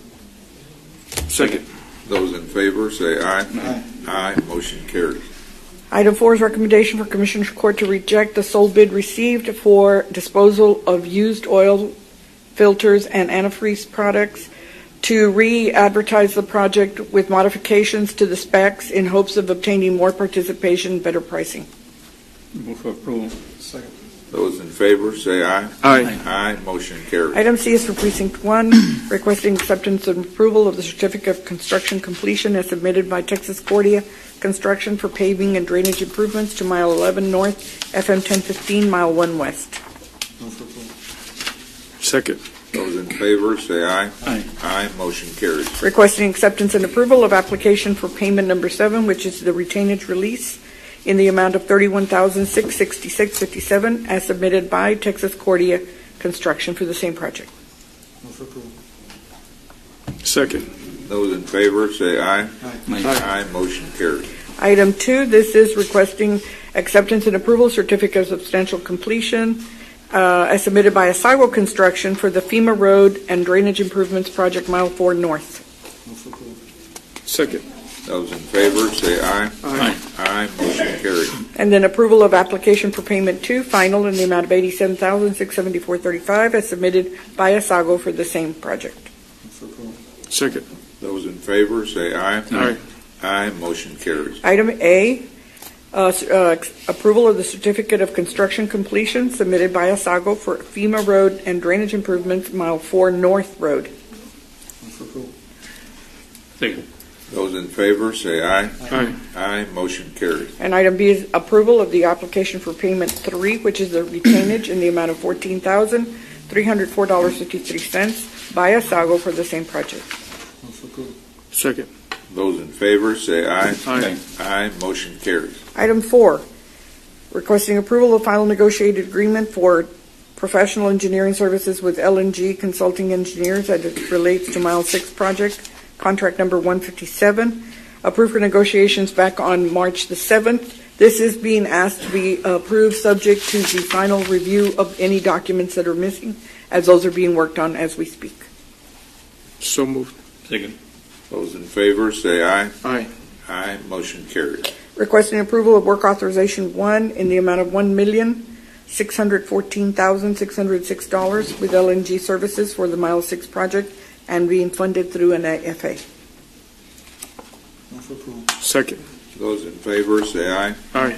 Aye, motion carries. Requesting acceptance and approval of following for 2GS LLC DBA Earthworks Enterprises for FEMA Road and Drainage Improvements Mile 11 North, Mile 13 and a half, and Yvette Circle under contract number 398. Move for approval.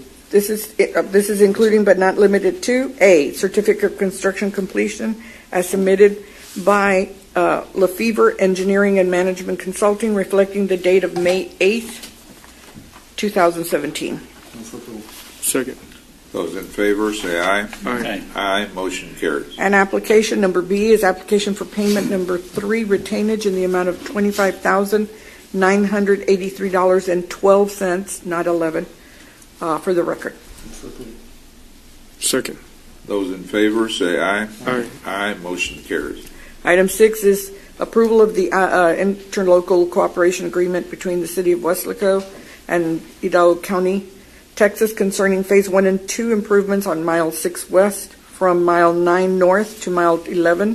Phase 1 project development activities to be for the road consists of environmental assessment, public involvement, schematic services, and Phase 2 shall include field surveys, right-of-way, map, plan, specifications, and estimates, roadway right-of-way acquisition, and compensable utility services.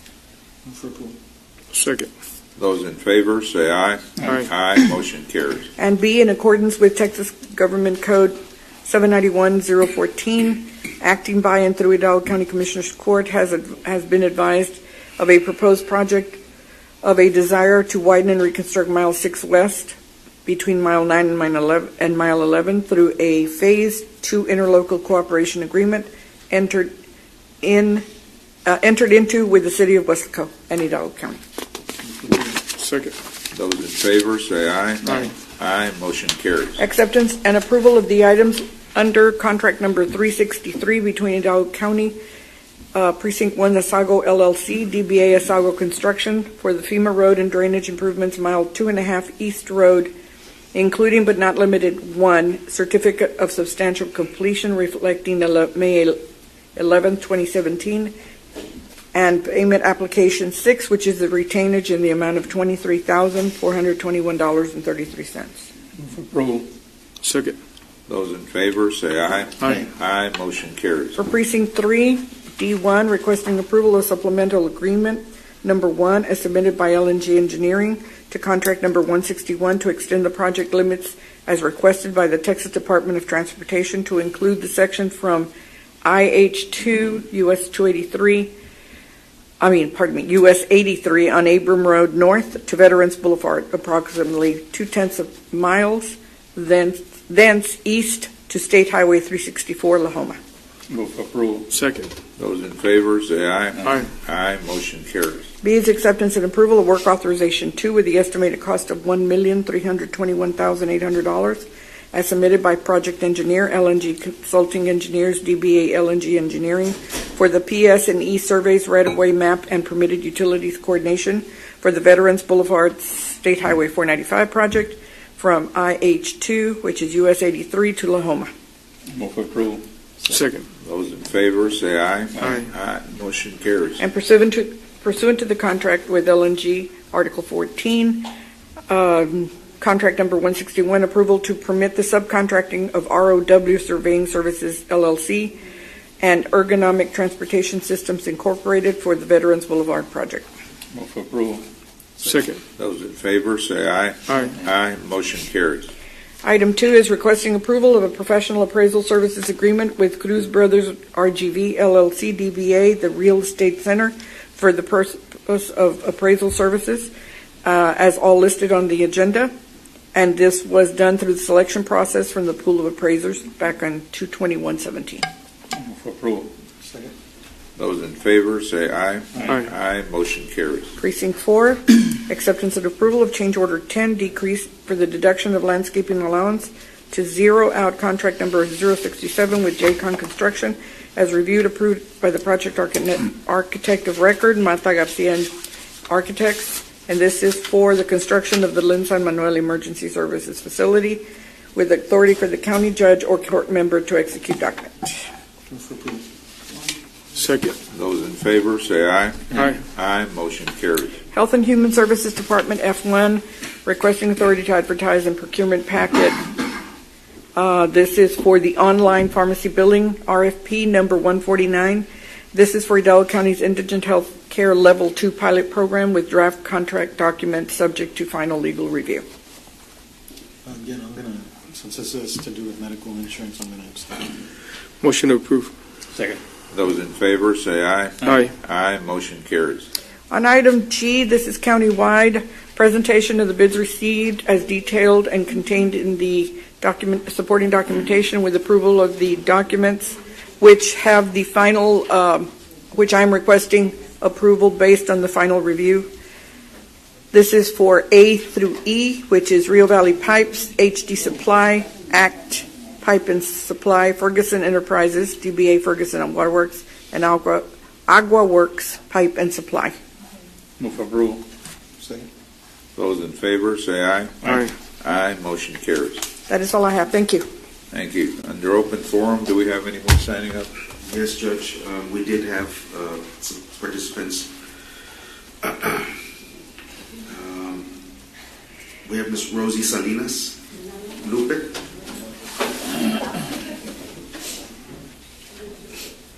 Just a reminder to the audience, please respect the speaker's time at the podium. There is a 3-minute time limit. I will advise when there is a minute.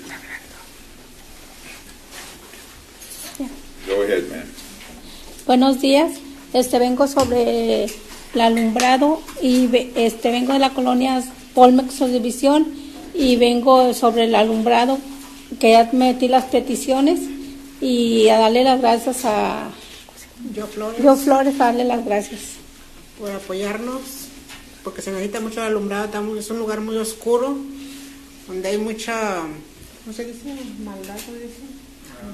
Violencia. Donde andan mucho robando y eso, necesitamos el alumbrado público.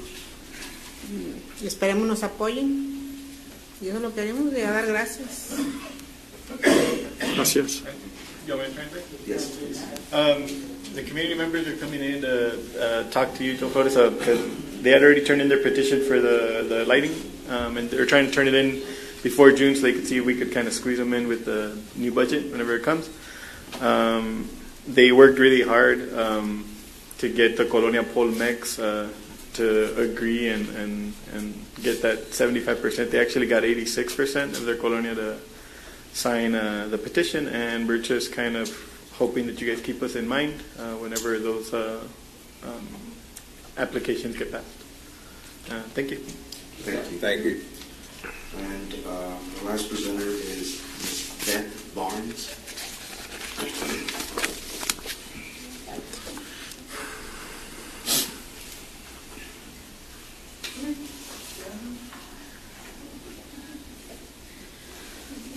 Mine is of no great importance, evidently, to you, because, first of all, shame on you.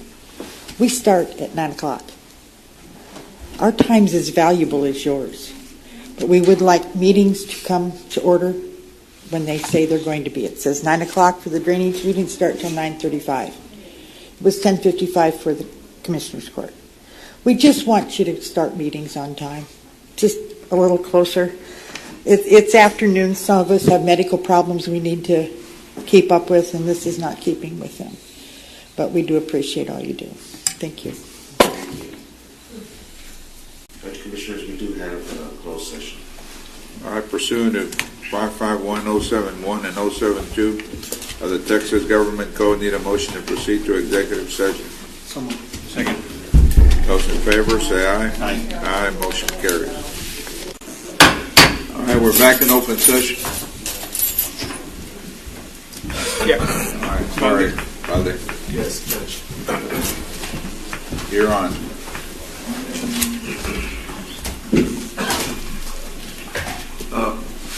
Thank you, Judge Commissioners. Under open session, item 26A, there is no action to be taken. Real estate. 26B, pending or potential litigation, there is no action to be taken. Item 26C, pending or potential litigation, Edinburgh Municipal Airport and City of Edinburgh property, no action to be taken.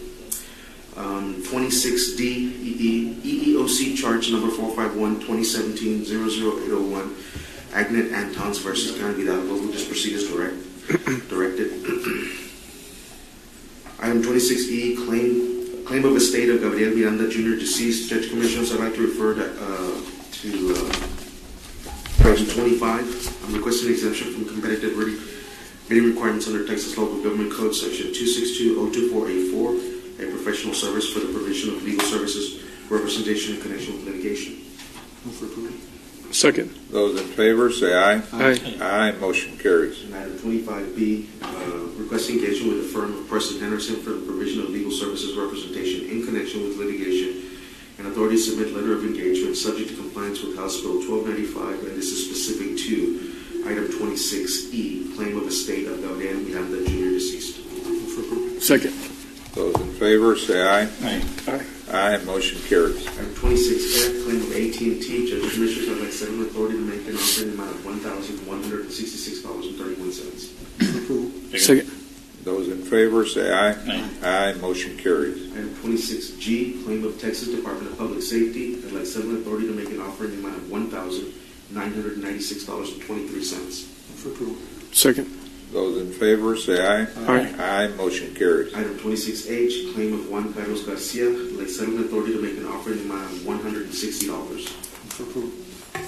Second. Those in favor, say aye. Aye. Aye, motion carries. Item 26I, claim of Severino Roque. Judge Commissioners, I'd like settlement authority in full release of this claim in the amount of $22,500. If acceptable to the court, it would be made payable to the law office of Javier Villalobos, if accepted. For approval. Second. Those in favor, say aye. Aye. Aye, motion carries. Item 26J, claim of AT&T. I'd like settlement authority to make an offer in the amount of $776.62. For approval. Second. Those in favor, say aye. Aye. Aye, motion carries. Judge Commissioners, there is no more action to be taken. Just for the record, I'd like to remind everyone this Thursday at 9 a.m.